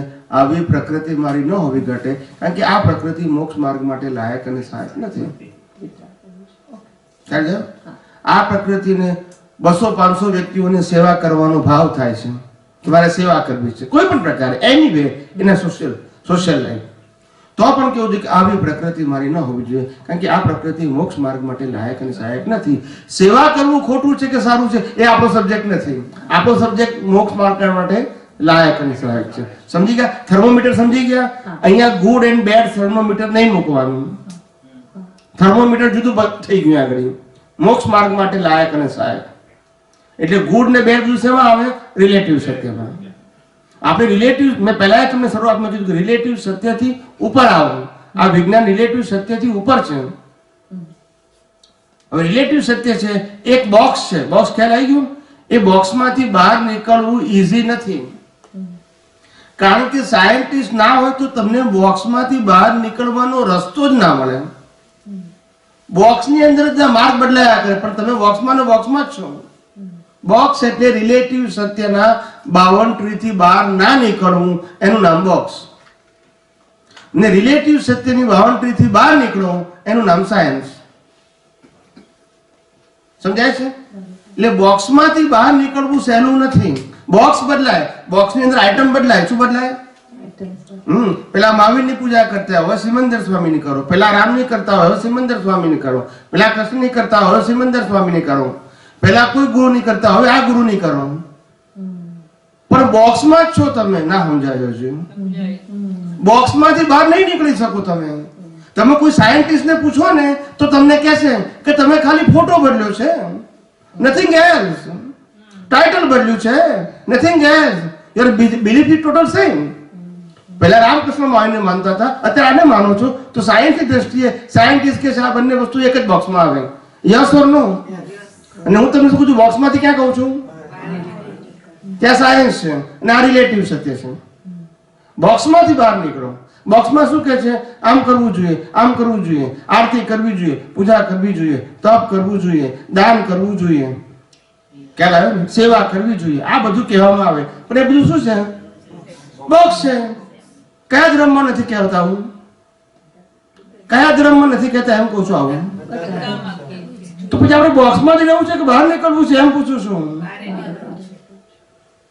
વિજ્ઞાન સમજવું તો બોક્સમાંથી શું કરવું પડશે? બહાર નીકળવું પડશે. અને બોક્સ એટલે ખોટું નહીં, બોક્સ એટલે રિલેટિવ સત્ય, ને બોક્સ થી ઉપર જવું એટલે સનાતન સત્ય. એટલે બોક્સ ખોટું છે એવું નહીં કહેવાનું. ખ્યાલ આવ્યો? એ રિલેટિવ સત્ય છે, મારે સનાતન સત્ય સમજવું છે. That is a question. Box ખોટું છે એવું કહીને ત્યાં જવાનું નથી. ઓલરેડી આપણે આ એક્ઝામો આપી ચૂક્યા છે કેટલાય અવતારોથી. આ બોક્સની એક્ઝામ છે ને કેટલાય અવતારોથી આપી ચૂક્યા છે. એટલે this is not first time exam. પણ આપણને જ્યાં સુધી બોક્સમાં રસ છે ત્યાં સુધી બોક્સથી ઉપર જઈ શકીશું નહીં. આખું જગત એમાં ફસાયું છે. તમારો પ્રશ્ન નથી આ. ના ને તમે આ વખતે જે સમજાયું કે ડિટેલિંગમાં નહીં જાઓ, જે કરો છો એમાંથી પ્રતિક્રમણ કરવાની જરૂર નથી. સામાયિક ના, પ્રતિક્રમણ કરો એનો વાંધો નથી, સામાયિક કરો. ડિટેલિંગમાં ડુઅરશિપના ફોર્મમાં ના આવો.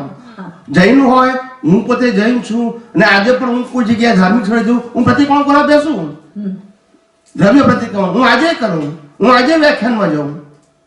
નથી તો હું સ્વામિનારાયણ સાધુના પ્રવચનમાં બેઠો છું, આજે બેસી છું. હું મોરારી બાપુની કથામાં બેઠો હતો અને આજે બેસું.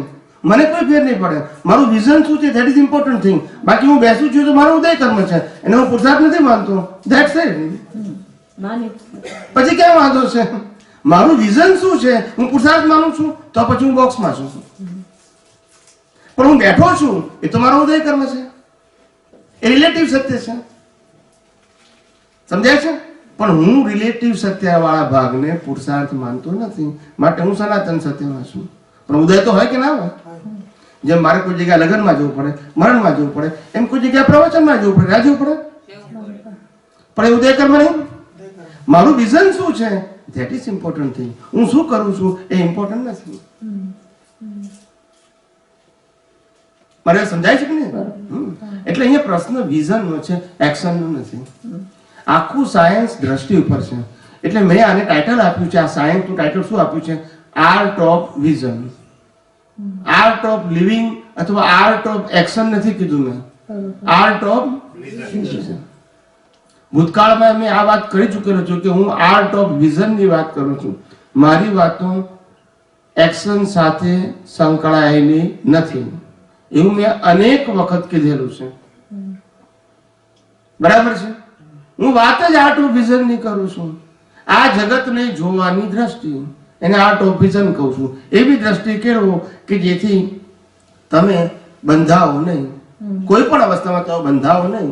અવસ્થા તો ઉકલી જવાની છે, પણ તમે અજ્ઞાન હશો તો બંધાશે. Carry forward in next birth. અને તમે જો વિજ્ઞાનમાં દ્રષ્ટિ હશે, છૂટા રહેશો. That's it. પછી તમે શું કરો છો એ સબ્જેક્ટ જ નથી ને. એટલે દ્રષ્ટિ અપગ્રેડ કરો. શું કહું છું? એટલે જો તમે ડિટેલિંગમાં જશો રિલેટિવ સત્યમાં તો શું થશે? મેં પ્રતિક્રમણ કર્યું, મેં આજે 4 કલાક પ્રતિક્રમણ કર્યું, પણ 6 મહિનાના પ્રતિક્રમણ થયા, હજુ તો મારે બહુ બાકી છે. બીજે દિવસે 4 કલાક કરશે, ત્રીજે દિવસ 4 કલાક કરશે, પછી એ બધા પતી જશે. માનો કે જેટલા દેખાય એટલા 6 મહિના કે 12 મહિનામાં પાછું પ્રતિક્રમણની પ્રક્રિયા ચાલુ રહેવાની, કારણ કે પ્રતિક્રમણ તમારો પુરુષાર્થ છે. પાછું એમનું એ ફેરથી જોવાનું. પાછું ના સમજાયું? કારણ કે નહીં તો તમે પુરુષાર્થ કરતા નથી. જો પ્રતિક્રમણ બંધ કર્યા તો પુરુષાર્થ કરતા માઇન્ડ સેટ શું કર્યું છે? જો આરતી કરતા નથી તમે પુરુષાર્થ કરતા નથી, વિધિ કરતા નથી, પુરુષાર્થ કરતા નથી. Mind set. કારણ કે તમારું માઇન્ડ સેટ શું છે? ડુઅરશિપ ને જ પુરુષાર્થ માનવાનું. એ તમારું માઇન્ડ શું છે? સેટ થઈ ગયું છે ને તમારે કર્યા જ કરવાનું. ખ્યાલ આવ્યો? હું આ માઇન્ડ સેટ ઉપરથી ઉપર લઈ જવાની વાત કરું છું. આનાથી ઉપર જાઓ. જે તમારા સત્તામાં નથી, જે તમારી હાથમાં નથી, એને તમે હું કરું છું માની અને એટલી મોટી ભ્રાંતિ ઊભી કરો છો, અને પછી બધું અંદર અપસેટ થઈ જાય છે. શું થઈ જાય છે? અપસેટ. આ બધા કરે છે ને કે છે હું નથી કરી શકતી. ખ્યાલ આવ્યો? Competition and comparison, competition and સમજાય છે? આનાથી ઉપર ઉઠો. આ બધું છે, પણ આ બધું રિલેટિવ સત્ય છે. જ્યારે મન વચન કાયની અવસ્થા માત્ર કુદરતી રચના છે, ત્યાં પછી ડોરશીપ કેવી રીતે હોઈ શકે? હોઈ શકે? આ પ્રિન્સિપલ છે. ચરણ વિધિમાં રોજ બોલીએ છીએ આપણે. હે? ચરણ વિધિમાં રોજ બોલીએ છીએ. બોલવા માટે જ ને. બોલવાનું તો રોજ આપણે, પણ માનવાનું પણ યુ નો હું ચરણ વિધિ નથી કરતી. ના ના કરો છો કે ના કરો એ પ્રશ્ન નથી. હું સમજવાની વાત, કોઈ ના કરતું હોય એટલે આપણે કે એવોર્ડ ની વાત નથી કરતા, અને કરે તો ખરાબ છે એવું પણ નથી કહેવા માંગતા. સાયન્સ ને સમજો એમ કહેવા માંગુ છું. પણ એમાં ભોગવટો થતો હતો તો પેલા એક વારમાં મને સમજાયું હતું કે 3 વાર ના બોલાય તો એક વાર બોલજે. Trying to get back into that thing. અને ગમે તે રીતે મેમરી ઇઝ વેરી ગુડ, પણ એ બધા વ્યાખ્યા મને યાદ નહોતા રહેતા. અને વેન આ સત્સંગમાં આવ્યા પછી જે ફ્રીડમ મળી કે એકચ્યુઅલી થિંક અબાઉટ ધ સિદ્ધાંત, ફોરગેટ ધ ક્રિયા, ઇટ્સ બીન વેરી ગુડ. એટલે મેં વારંવાર કીધું છે કે હું તમને સાચી સ્વતંત્રતા સમજાવવા આવ્યો છું અને અનુભવ કરવા માટે આવ્યો છું. તમે જાતે અનુભવ કરો કે what is the real freedom. તમને પાંજરામાં પૂરીને ખાવા પીવા આપવું એને ફ્રીડમ ના કહેવાય. બોલતા નથી બધા. નથી સમજાતું ને મારી વાત? ડોક્ટર સાહેબ બોલતા નથી.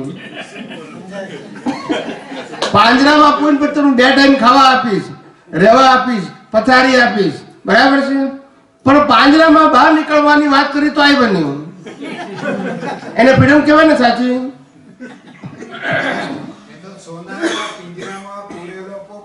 હા, પણ સોનાનું તો ખરું ને પણ. એટલે આવું છે. એટલે આપણે આજ નહીં તો કાલે સાચી ફ્રીડમ શું છે, સાચો પુરુષાર્થ શું છે એ સમજવું પડશે. નહીં ચાલે એમ. ને મેં તો કેટલી વખત કીધું છે કે મને સંખ્યામાં રસ જ નથી. મને તો 2 માણસ મળે તો બહુ જિજ્ઞાસુ હોવા જોઈએ. શું હોવા જોઈએ? તો મને મૂર્તિ ઘડતા આવડે. સ્વામીજી, અમને એમ થાય છે કે અમે તમારી સાથે આ પર્યુષણના પર્વ ઉજવીએ છીએ અત્યારે. ત્યાં તો લોકો કેવા કેવા પ્રશ્નો તમે જુઓ તો ખરા. અહીંયા પણ બહુ સાયન્સ નીકળ્યું છે આ વખતે. ના સારું, આઈ એમ વેરી હેપી. મને આનંદ થાય. તમે પ્રશ્ન પૂછો ને સાયન્સના તો મને બહુ ગમે. કારણ કે મને એમ લાગે કે તમે અપગ્રેડ થાઓ છો. પણ મારી પાસે પેલા ક્રિયાકારના પ્રશ્નો પૂછો મને એમ થાય કે શું કામ તમે ડાઉનગ્રેડ જાઓ છો. એમાંથી પણ તમે ઘણી બધી નવી વાતો કહું છું અમારે કહેવું તો પડે ને. અમારે તમને લઈ જવા છે ઉપરમાં, પછી શું કરીએ? અમારી પ્રોસેસ જ એ છે. અમારી પ્રોસેસ જ એ છે કે તમને ગમે તેમ કરીને અપગ્રેડ કરવા. ગમે તેમ કરીને આઈ try my level best two upgrade you. હું તમને કહું છું કે તમે સ્વતંત્ર થાઓ, સમર્થ થાઓ અને મુક્તતાનો અનુભવ જાતે અનુભવો. એના માટે હું આ સાયન્સની વાત કરું છું. તમે હેન્ડીકેપ થાઓ, મારા શરણે આવો, that is not my concept. અને માટે તમને કહું છું તમને બધે જગ્યાએ જવાની છૂટ છે. તમારા ઉદયકર્મમાં જ્યાં હિસાબ હોય ત્યાં there is no any restriction. પણ વિજ્ઞાનથી નીચે તમારી દ્રષ્ટિને ના લઈ જજો. પણ તમારે જ્યાં જવું ત્યાં જાઓ. મોરારી બાપુની કથામાં જાઓ તો વાંધો નથી, અને કોઈ સાધુ સંતના પ્રવચનમાં જાઓ કોઈ વાંધો નથી. કોઈ પણ જગ્યાએ સત્સંગમાં જાઓ, કોઈના પણ સત્સંગમાં જાઓ, નો ક્વેશ્ચન એટ ઓલ. મારે સાયન્સના લેવલથી નીચે ઉતરવું નથી, અને જાઉં છું એ મારો ઉદય કર્મ છે. પછી ક્યાં વાંધો છે? પછી ક્વેશ્ચન ક્યાં છે? આવી છૂટ કોઈ ના આપે. સમજાય છે મારી વાત? સાચી વાત છે સ્વામી. આવી છૂટ કોઈ ના આપે. તમે કોઈ જગ્યાએ જશો તમને કહેશે આવું અમે તો કહીએ તમે મુક્ત જ છો. અમે તમને મુક્તતા આપીએ છીએ ને એનું કારણ એટલું જ છે કે વિજ્ઞાનની દ્રષ્ટિ અમારી પાસે એક્ઝેક્ટ હોવાથી અમને ખબર છે કે તમે કશું સ્વતંત્ર રીતે કરી શકવાના નથી. પછી જે કરો છો એ કુદરતી રચના છે. પછી એમાં હું શું કામ કહું તમને આમ કરો કે ના કરો? એ મારું રોડડાપણ કહેવાય. મને વ્યવસ્થિત શક્તિ ઉપર, કુદરતી રચના ઉપર વિશ્વાસ ના હોય તો મારે તમને કહેવું પડે કે આમ કરો ને આમ ના કરો. મને જો વિશ્વાસ છે કે જે વ્યક્તિ જે કંઈ પણ કરે છે એ એનો ઉદય કર્મ જ છે, એ વ્યવસ્થિત શક્તિને અધીન જ છે, એ કુદરતી રચનાને અધીન જ છે. તો મારે কি કહેવું પડે? પણ નથી સમજતો તો મારે તમને કહેવું પડે છે એ મારી અનેબિલિટી છે તો હું આવું બોલું, મારી એબિલિટી હોય તો હું ના બોલું. સમજાય છે કે નહીં? અમે નથી બોલતા માટે તમને ખબર પડશે કે આપણે પણ બોલવાની જરૂર નથી. સમજાય છે? કારણ કે આ અહીંનો પ્રશ્ન નથી. તમે સંસારના કોઈ પણ સંજોગોમાં જાઓ, ઘરમાં, પરિવારમાં, સમાજમાં, ત્યાં તમને ખબર પડવી જોઈએ કે આપણા બોલવાથી કઈ ફેરફાર થવાનું છે.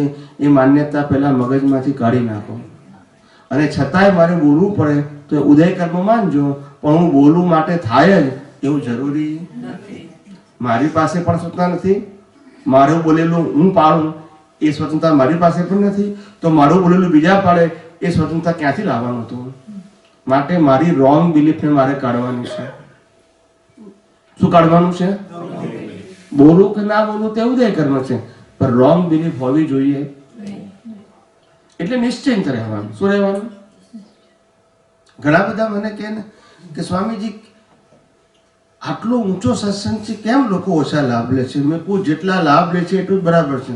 મારી પાસે વ્યવસ્થાની સગવડ નથી. અહીંયા આગળ જેટલા આવે છે ને એટલાની વ્યવસ્થા થાય છે. જે નથી આવતા એના માટે નથી. ખ્યાલ આવે? કુદરતી આ ગોઠવણી છે. કેવી છે? મેં તમને ગઈકાલે બી કીધું કે દાદા ભગવાનને જ્ઞાન થયું તે પછી 15 વર્ષ પછી પણ 25 માણસ ભેગા થતા નતા. એ ગઈકાલે મેં તમને કીધેલું. ડઝન્ટ મેટર કે કેટલા ભેગા થાય છે. તેથી એનું જ્ઞાનની માપ નીકળે? તેથી જ્ઞાનનું માપ નીકળે? રામથી કોઈ પામ્યું નહીં એટલે અજ્ઞાની, કૃષ્ણ ભગવાનથી એક જ પામે એટલે અજ્ઞાની. તમે મેજરમેન્ટ કયા આધારે કરશો? સંખ્યાના આધારે કરશો? શ્રીમદ રાજચંદ્રથી 3 જણા પામ્યા તો લો લેવલ કહેવાય એમનું? લોકો સમજી ના શકે, શું કરવાનું? એ અમારો સબ્જેક્ટ જ નથી, એ જ્ઞાનીઓનો સબ્જેક્ટ નથી કેટલા પામે. અમારો ભાવ છે કે જગતના જિજ્ઞાસુ જીવો, મુમુક્ષુ જીવો, થિંકર જીવો આ વિજ્ઞાનને પામે, એ અમારો ભાવ છે. પણ સંજોગ પ્રાપ્ત થવો એ તો કુદરતી રચના છે, એ અમારા હાથમાં કે કોઈના હાથમાં છે નહીં. એવરીવન જે try is a level best. દરેક વ્યક્તિ લૌકિક ભાષામાં પ્રયત્ન કરે છે પણ પરિણામ તો વ્યવસ્થિતને આધીન જ આવવાનું છે. માટે એમાં ઊંડા ઉતરવાની જરૂર નથી. સમજાયું કે નહીં? હવે બીજું શું પૂછવું છે? બીજું થઈ ગયું ક્લિયર? સ્વામીજી, આ તો બધું એટલે કહેવાનું એ હતું કે જો અમે તમારા થોડા સત્સંગ હજી તો ચાન્સ મળ્યો છે પર્યુષણના સાંભળ, ત્યારે એમ લાગે કે કેટલું બધું હાઈ લેવલનું ત્યાં આગળ મહાત્માઓ પૂછે છે ને બધું તમારું જ્ઞાન અમને મળે છે. પણ અહીંયા પણ અમને એવું લાગે છે અત્યારે કે અમે એવા જ સત્સંગમાં બેઠા છીએ અને બધાના જે પ્રશ્ન છે એમાંથી ઘણા ઝીણા ખુલાસા નીકળે છે. બહુ સરસ. અને હજી એક મારે એવું હમણાં જે વાતચીત થઈ ઘનશ્યામભાઈ ને આ બેને કરી એમાંથી એમ લાગે છે કે હજી એક એમાંથી પૂરો જવાબ નથી મળ્યો કર્મ બાબતમાં. કે તમે જે માઇલ્ડ કહ્યું ને એ ગેરસમજ મારી થાય છે કે એવું સાંભળ્યું છે કે આપણે આપણા જે ચીકણા કર્મ હોય ને એ ન કરાવી શકે, પણ બીજા તમે એને જુઓ અને તમારી રીતે મોક્ષ માર્ગની લાયક અને સહાયક ને ગમે તેવો પસ્તાવો કરો તો એ કર્મ તમારા છૂટી જાય. તો એના વિશે જરા વધારે ફોડ પાડો. ટાઈમ બહુ નથી પણ જો હું સિદ્ધાંત સમજાવું ફેરથી પાછો, એટલે તમને ઈઝી પડે વાતને સમજવાનું. રિલેટિવ સત્ય જુદી વસ્તુ છે અને સનાતન સત્ય જુદી વસ્તુ છે. કર્મ કરવાથી પ્રતિક્રમણ કરવાથી તમારા કર્મો હળવા થઈ જાય અથવા તો નાશ થઈ જાય એવી જે આપણી સમજણ છે એ પોઝિટિવ થિંકિંગ છે. શું છે? પોઝિટિવ થિંકિંગ છે. પણ કર્મ નાશ ના થાય, કર્મ નાશ થવાના હોય તો જ્ઞાનીઓએ બધાએ પ્રતિક્રમણ ઉપર જ ભાર મૂક્યો હોય. પણ આ પ્રતિક્રમણ કરવાથી તમારા જે ભાવ જે છે નવા ભાવ એ બધા માઇલ્ડ થશે. આનું જેટલું ઇમ્પોર્ટન્ટ સમજાશે એટલું. સમજાય છે? આજે તમે જુઠ્ઠું બોલ્યા પછી તમને ખ્યાલ આવે કે જુઠ્ઠું બોલવું એ બરાબર નથી, ખોટું થઈ ગયું છે. આ જ વસ્તુ તમને બીજી વખત જ્યારે જુઠ્ઠું બોલાવશે ને ત્યારે તમને અંદરથી છૂટા રહી શકશો કે ના, મારે એમ સાથે સહમત થવું નથી, આ વાણી સાથે સંબંધ નથી થવું. એ તમને હેલ્પ કરે. એ તમે જે કહો છો એ બરાબર છે, એવું થાય છે. પણ તમે કહો છો એનાથી હાઈ જવાનું છે, આપણે કે છૂટું જ રહેવાનું છે. એટલે મેં તમને એ કીધું કે આ તમે અત્યારે પ્રશ્ન પૂછ્યો એનો મેં જવાબ આપ્યો છે. બરાબર. આ અલ્ટિમેટ સ્ટેટમેન્ટ નથી. બરાબર. અથવા આ સ્ટેટમેન્ટ સાયન્ટિફિક પણ નથી, પણ રિલેટિવ સત્ય તરીકે તમને હેલ્પ કરે છે. બરાબર. કયા સત્ય તરીકે? રિલેટિવ સત્ય તરીકે. સનાતન સત્યની અંદર તો જ્ઞાની એવું કહેવા માંગે છે કે પ્રતિક્રમણ એ ડુઅરશીપ હોય એને જ કરવાનું હોય. આપણું કામ છૂટા રહેવાનું, છૂટા નથી રહી શકતા. માટે આવી પ્રકૃતિ ન હોવી ઘટે, આટલું જ કરવાની જરૂર છે. Not sign it, that's it. હા, અને તમે ઘણી ચાવીઓ બતાડી છે કે આપણે કેવી રીતે છૂટા રહી શકીએ. એ કહેવા માંગુ છું. અત્યારે અમારો ટાર્ગેટ એના ઉપર જ હોવો જોઈએ ને. બસ એ જ વસ્તુ. આ ડુઅરશીપ નો તો પછી પ્રશ્ન આવો જ ના જોઈએ. એટલે તમને એ પૂછું કે તમે ઉપર ગયા પછી નીચે જવાની કેમ પ્રશ્ન પૂછો છો? એટલા માટે મને એમ થાય છે જ્યારે પ્રતિક્રમણની વાત કોના માટે હોય, હું કરતા છું એટલે મેં ગુનો કર્યો છે અને મારે માફી માંગવાની છે. આ લેવલ અજ્ઞાનીનો છે. કોનું છે? અજ્ઞાની. કારણ કે અજ્ઞાની શું કહે છે? મેં જ કર્યું છે અને માફી પણ મારે માંગવાની છે. એના માટે વાત કરેક્ટ છે, બરાબર, ખોટી નથી. પણ આપણે એ ધોરણ ઓલરેડી પાસ કરી નાખ્યું છે. એ સમજણનું ધોરણ શું કરી નાખ્યું છે? પાસ કરી નાખ્યું છે. ખ્યાલ આવી ગયો? હવે આપણને એમ લાગે કે ભાઈ આપણે ખોટું કરીએ એનું પ્રતિક્રમણ કરવાનું, તો પછી આ લોકો છેલ્લા અવતારમાં મોક્ષે ગયા, એને લાખો વ્યક્તિની હિંસા કરી, એને પ્રતિક્રમણ નહીં કરવાનું. એ તો હતા જ છૂટા, એ તો હવે એટલે પણ મોક્ષ- મારો હા. જો એટલે જવાબ મળે છે ને, અંતે આપણું અલ્ટિમેટ ધ્યેય શું છે? એ જ છે, એ જ છે. પ્રતિક્રમણ કરવું છે કે છૂટા રહેવું છે? અને તો યુ મને ગો ટુ ધ અપગ્રેડ. અને મને એટલે અત્યારે પ્રતિક્રમણ કરવામાંથી અત્યારે કયા સ્ટેપમાં આવું ન હોવું ઘટે, અને પછી કામ આવવાનું છે છૂટા રહેવામાં. એટલે મેં 3 પ્રકાર બતાવ્યા. બધા મહાત્મા અત્યારે જે આવ્યા છે એ લોકોને એ જ કરવું છે. હા. એ જ તમે અમને ચાવી આપો ને એ જ કહું છું. ને અમને પકડી રાખો, અમારે ક્યાંય એટલે જવું નથી કે બીજે કે ક્યાંય આપણી સમજણમાં નીચે નથી જવાનું, હિસાબમાં ભલે જવાય. હિસાબમાં જ વાત હા, જુદી છે. ઉદયકર મને અધીન ગમે તે કરીએ, પ્રતિક્રમણ કરીએ, સામાયિક કરીએ, જૈન ધર્મમાં જઈએ, અન્ય ધર્મમાં જઈએ અને ત્યાં જે રિચ્યુઅલ્સ છે બધી ફોલો કરીએ, પણ ફોલો કરવાની સાથે ડુઅરશીપનું વિઝન ના હોવું જોઈએ. That's it. પછી શું વાંધો છે? ના. કોઈ કે ભાઈ આપણે આગળ અમારે ત્યાં પેલું શું કહે છે યજ્ઞ ચાલે, તમે આવશો ને, ખાસ મહેમાન તરીકે બોલાવીએ છે તો આપણે જવાનું, ઓમ સ્વાહા ઓમ સ્વાહા કરવાનું. આપણે જાણવાનું કે આપણે નામધારી છું, સ્વાહા, આ ભાઈએ બોલાયો સ્વાહા, હું તો શુદ્ધાત્મા છું, આ ક્રિયા કરું છું સ્વાહા, હું તો શુદ્ધાત્મા છું. એ આપણે અંદર બોલવાનું, બહાર શું કામ બોલવાનું જરૂર? સ્વામીજી કાલ સવારે જ મારે 6:30 વાગે ભક્તામર સ્તોત્રના આરાધના કરવા જવાનું છે. જવાનું? જવાની જ છું. જવાનું. પણ વિજ્ઞાન કોઈને કશું ના કહેતો જ નથી. હા. કોઈને નથી કહેતો, કારણ કે વિજ્ઞાનની અંદર આ સિદ્ધાંત આવતો જ નથી કે તમે કરો કે ના કરો. આ 2 સબ્જેક્ટ આવતા નથી. હવે આપણે નથી આવતા પણ આપણે ઊભા કરીએ, પણ આવું કરવું જોઈએ કે ના કરવું જોઈએ? એ ઊભા કરીએ છીએ. ખરેખર અમારા પુણ્ય છે કે તમે આટલું 3 મહિના અમેરિકા રહ્યા, પાછા ઇન્ડિયાથી આટલું ટ્રાવેલ કરીને આવ્યા ને અમને આટલું બધું જ્ઞાન પીરસો છો, ફ્રેશ ને ફ્રેશ, અને અમને બધાને અપગ્રેડ લઈ જાઓ છો ને અમારું ડેવલપમેન્ટ વધે, એવી જ અમારી બધાની વતી પ્રાર્થના કરીએ છીએ. અમારી તો એક જ ભાવના છે કે અમારું કામ શું છે કે અગરબત્તી એવું હોય અમારું લાઈફ. અમે જાતે બળી અને બીજાને સુવાસ આપીએ. અમે અમારા સ્વાર્થ માટે ના જીવતા હોય. અમારું આખું આ જીવન જે લઈને આવ્યા છે ને એ બીજાના હિત માટે જ છે. બહારનું જીવન, અંદરનું જીવન અમારા પોતાના માટે છે, પણ બહારનું જીવન લોકો માટે છે. એટલે અગરબત્તી જેવું હોય. કેવું હોય? અગરબત્તી જેવું. અમે માદા પડીએ, હાજા પડીએ, ટાઈમ બદલાય, બધું બદલાય, ખાવાનું બદલાય, રહેવાનું બદલાય, હોવાનું બદલાય, લોકોના સ્વભાવ બદલાય, લોકોના પ્રશ્ન બદલાય, લોકોના લેવલ બદલાય, પણ તોય અમારે આ બધામાંથી વિજ્ઞાનમાં રહેવાનું. કારણ કે સાયન્સ નહીં બદલાતું. સાયન્સ નથી બદલાતું. સ્વામીજી, હવે આ પ્રશ્ન કદાચ તમને લાગશે એ અમારા વિઝનને કારણે અમને કશું ફેર ના પડે, કારણ કે અમારે જ્યાં સુધી રિલેટિવ દ્રષ્ટિ હોય ને ત્યાં સુધી માણસ પઝલમાં મુકાય. એ રિલેટિવ દ્રષ્ટિ શું છે એને ખબર પડે. અમે 94માં પહેલી વખત અમેરિકા ગયા હતા ને ત્યારે અમે તો બહુ યંગ હતા તે વખતે, આજથી 24 વર્ષ પહેલાની વાત કરું છું. તે અમે તો બધા 2 આપતો પુત્રો સાથે હતા, બધા ગ્રુપમાં અમે તો બધે આખા અમેરિકામાં ફર્યા, બધા અહીંયા બી આવ્યા હતા અમે તો બધા ફર્યા. તો બધા મહાત્માઓ બિચારા અમને એમના છોકરા જેવા જ ગણે, કારણ કે યંગ હતા ને, બિફોર 24 યર્સ. એટલે એને અમારા પ્રકૃતિ છોકરા જેવી જ હતી બધી. તે પછી અમને કહે કે તમને લોકોને અમારા ઘરનું ખાવાનું ભાવશે, બધી અલગ અલગ જગ્યાએ ખાઓ. પછી કે તમને દરેક રોજ તમારે અલગ અલગ પ્રકારની પથારીમાં સુઈ જવાનું આવે, તમને ઊંઘ આવે કે છે? રોજ રોજ અલગ અલગ વ્યક્તિઓને મળવાનું આવે, અલગ અલગ સ્વભાવ વાળી હોય, તો તમને ગમે આવું બધું? કે છે કંટાળો ના આવે? એમ અપસેટ ના થઈ જાવ? મેં કહું આ તમારી દ્રષ્ટિ છે કે આ બધું આવે તો અપસેટ થઈ જવું, એ તમારી દ્રષ્ટિ છે. અમારી દ્રષ્ટિ જુદી છે. અમારી દ્રષ્ટિ એવી છે કે રોજ નવી કાર, નવા ડ્રાઈવર, રોજ નવું ઘર, નવી ગાડી, રોજ નવા ટેસ્ટનું ખાવાનું. હવે આ અમારી દ્રષ્ટિ છે, પેલી તમારી દ્રષ્ટિ છે, એમાં અમે શું કરીએ?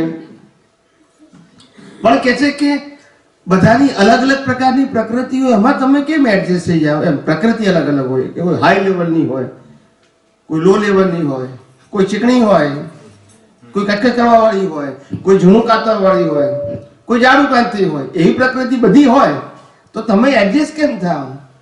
મેં કહું અમારે એડજસ્ટ થવાનું કેમ ના હોય ત્યાં આગળ? કારણ કે અમે જાણીએ કે આ બધી પ્રકૃતિ છે ને. શું છે? એ બચારે એનો માલ ખપાઈ રહ્યો છે. શું કરે છે? એનો માલ પૂરો કરી રહ્યો છે. આપણે એમાંથી કશું લેવાનું નથી. આપણે જાણવું કે આ એનો ખપાઈ રહેલો માલ છે, આ એનો ઉદય કર્મ છે. પછી ઊંડા ઉતરીએ તકલીફ થાય ને.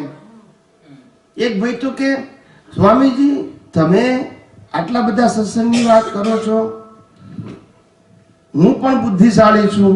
સાઉથ ઇન્ડિયન હતો તે હિન્દી ભાષામાં મારા સત્સંગ હતો 4 દિવસ ઓસ્ટ્રેલિયામાં મેલબોર્નમાં. તો રોજ સત્સંગમાં આવે, રોજ પ્રશ્ન પૂછે, રોજ મને જવાબ છેલ્લે એક જ આપ્યું, आपकी बात सब समझ में आ जाती है मगर मेरा हार्ट एक्सेप्ट नहीं करता है. શું કહે છે? બ્રેઇન એક્સેપ્ટ કરે છે, હાર્ટ નથી કરતું કે છે. રોજ જે આવું કે બીજે દિવસે આવ્યો, પ્રશ્ન બધા પૂછે, જવાબ બી આપું, જવાબ એક્સેપ્ટ કરે, આર્ગ્યુમેન્ટ કરે, છેલ્લે પછી કે નહીં મેં અભી સમજ ગયા. એટલે કે મારી બુદ્ધિ એક્સેપ્ટ કરે છે, હાર્ટ એક્સેપ્ટ નથી કરતું કે છે. આવું મને કીધું પહેલા દિવસે, બીજા દિવસે, ત્રીજા દિવસે. ચોથો દિવસ મારો છેલ્લો હતો એટલે ચોથા દિવસે પણ મને સેમ કીધું એને. એટલે પછી ચોથા દિવસે મેં એને કીધું, આ જો અમારી દ્રષ્ટિ શું છે એની વાત કરું છું ખાલી. ખ્યાલ આવ્યું ને? બીજાને તો પટો ઉતરી જાય એનો કે આટલું સમજાવું છું તું માનતો નથી એમ થાય ને.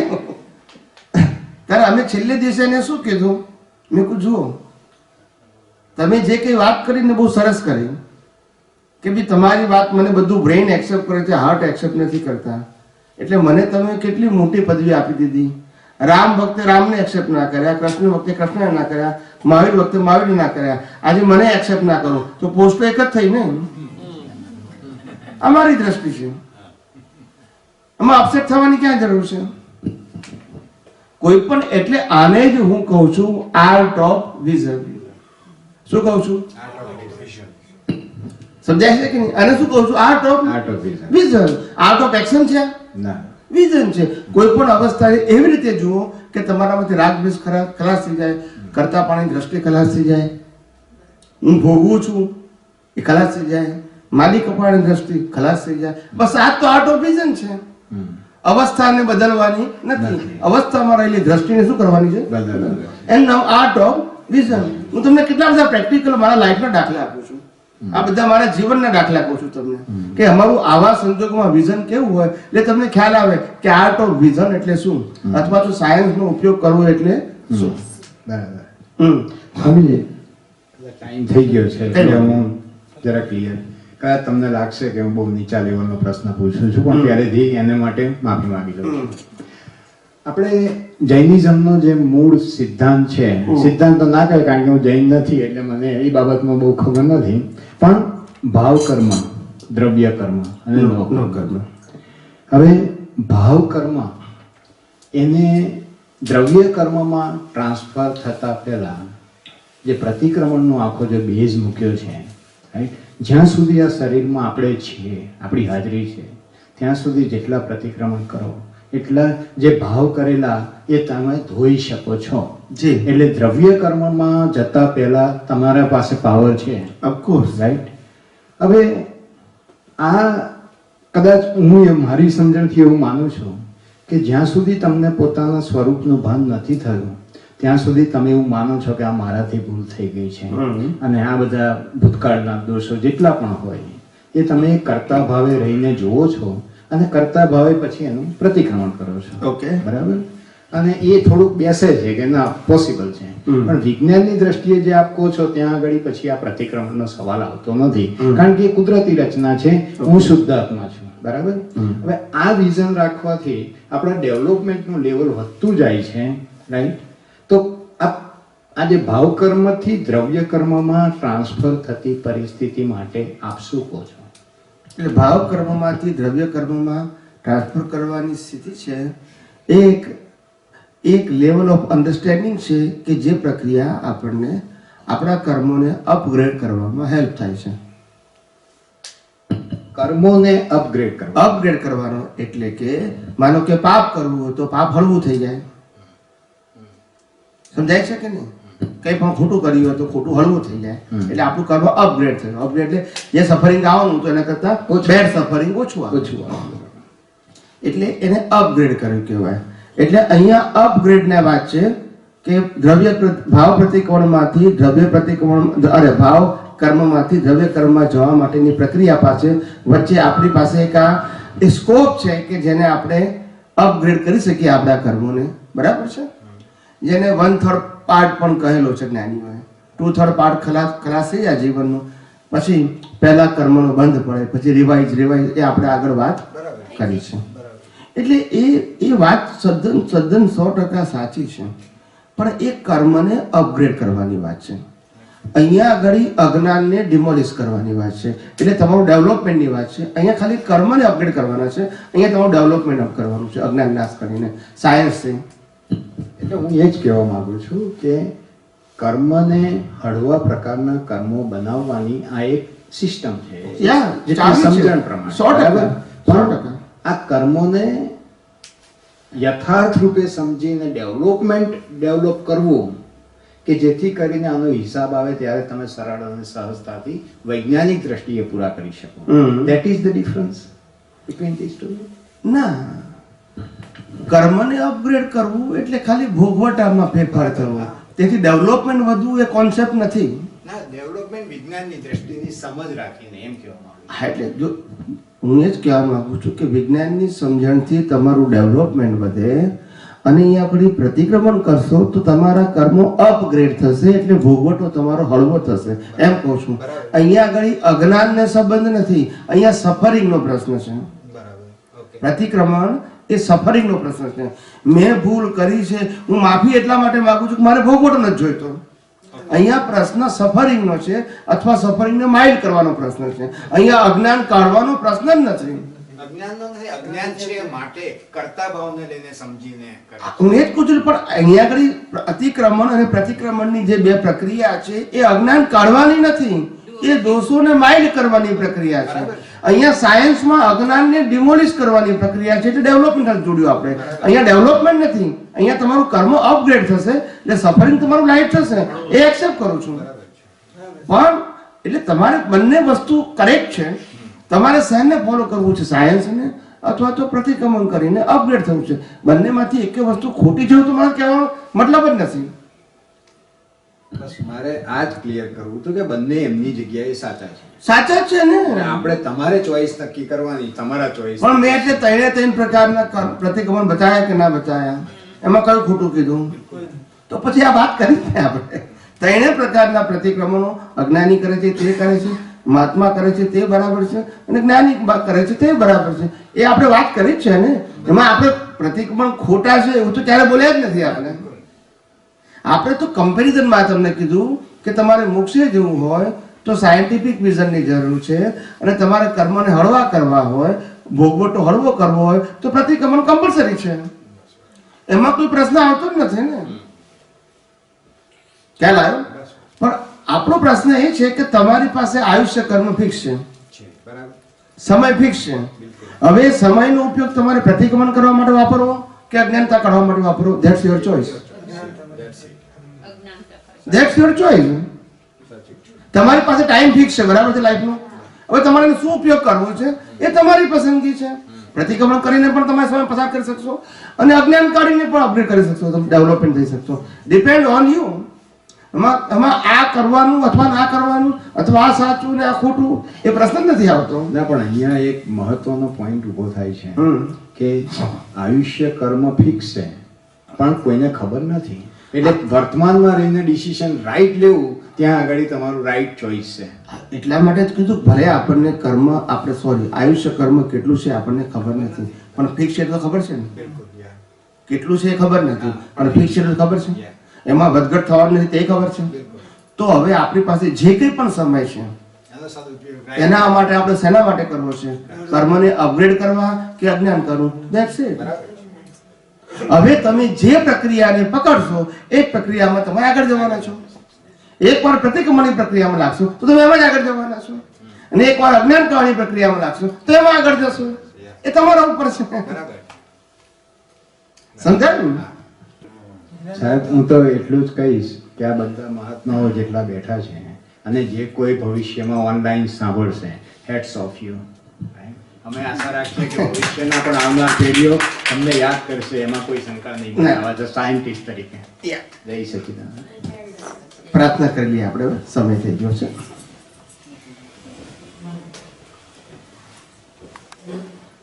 હે અંતર્યામી પરમાત્મા,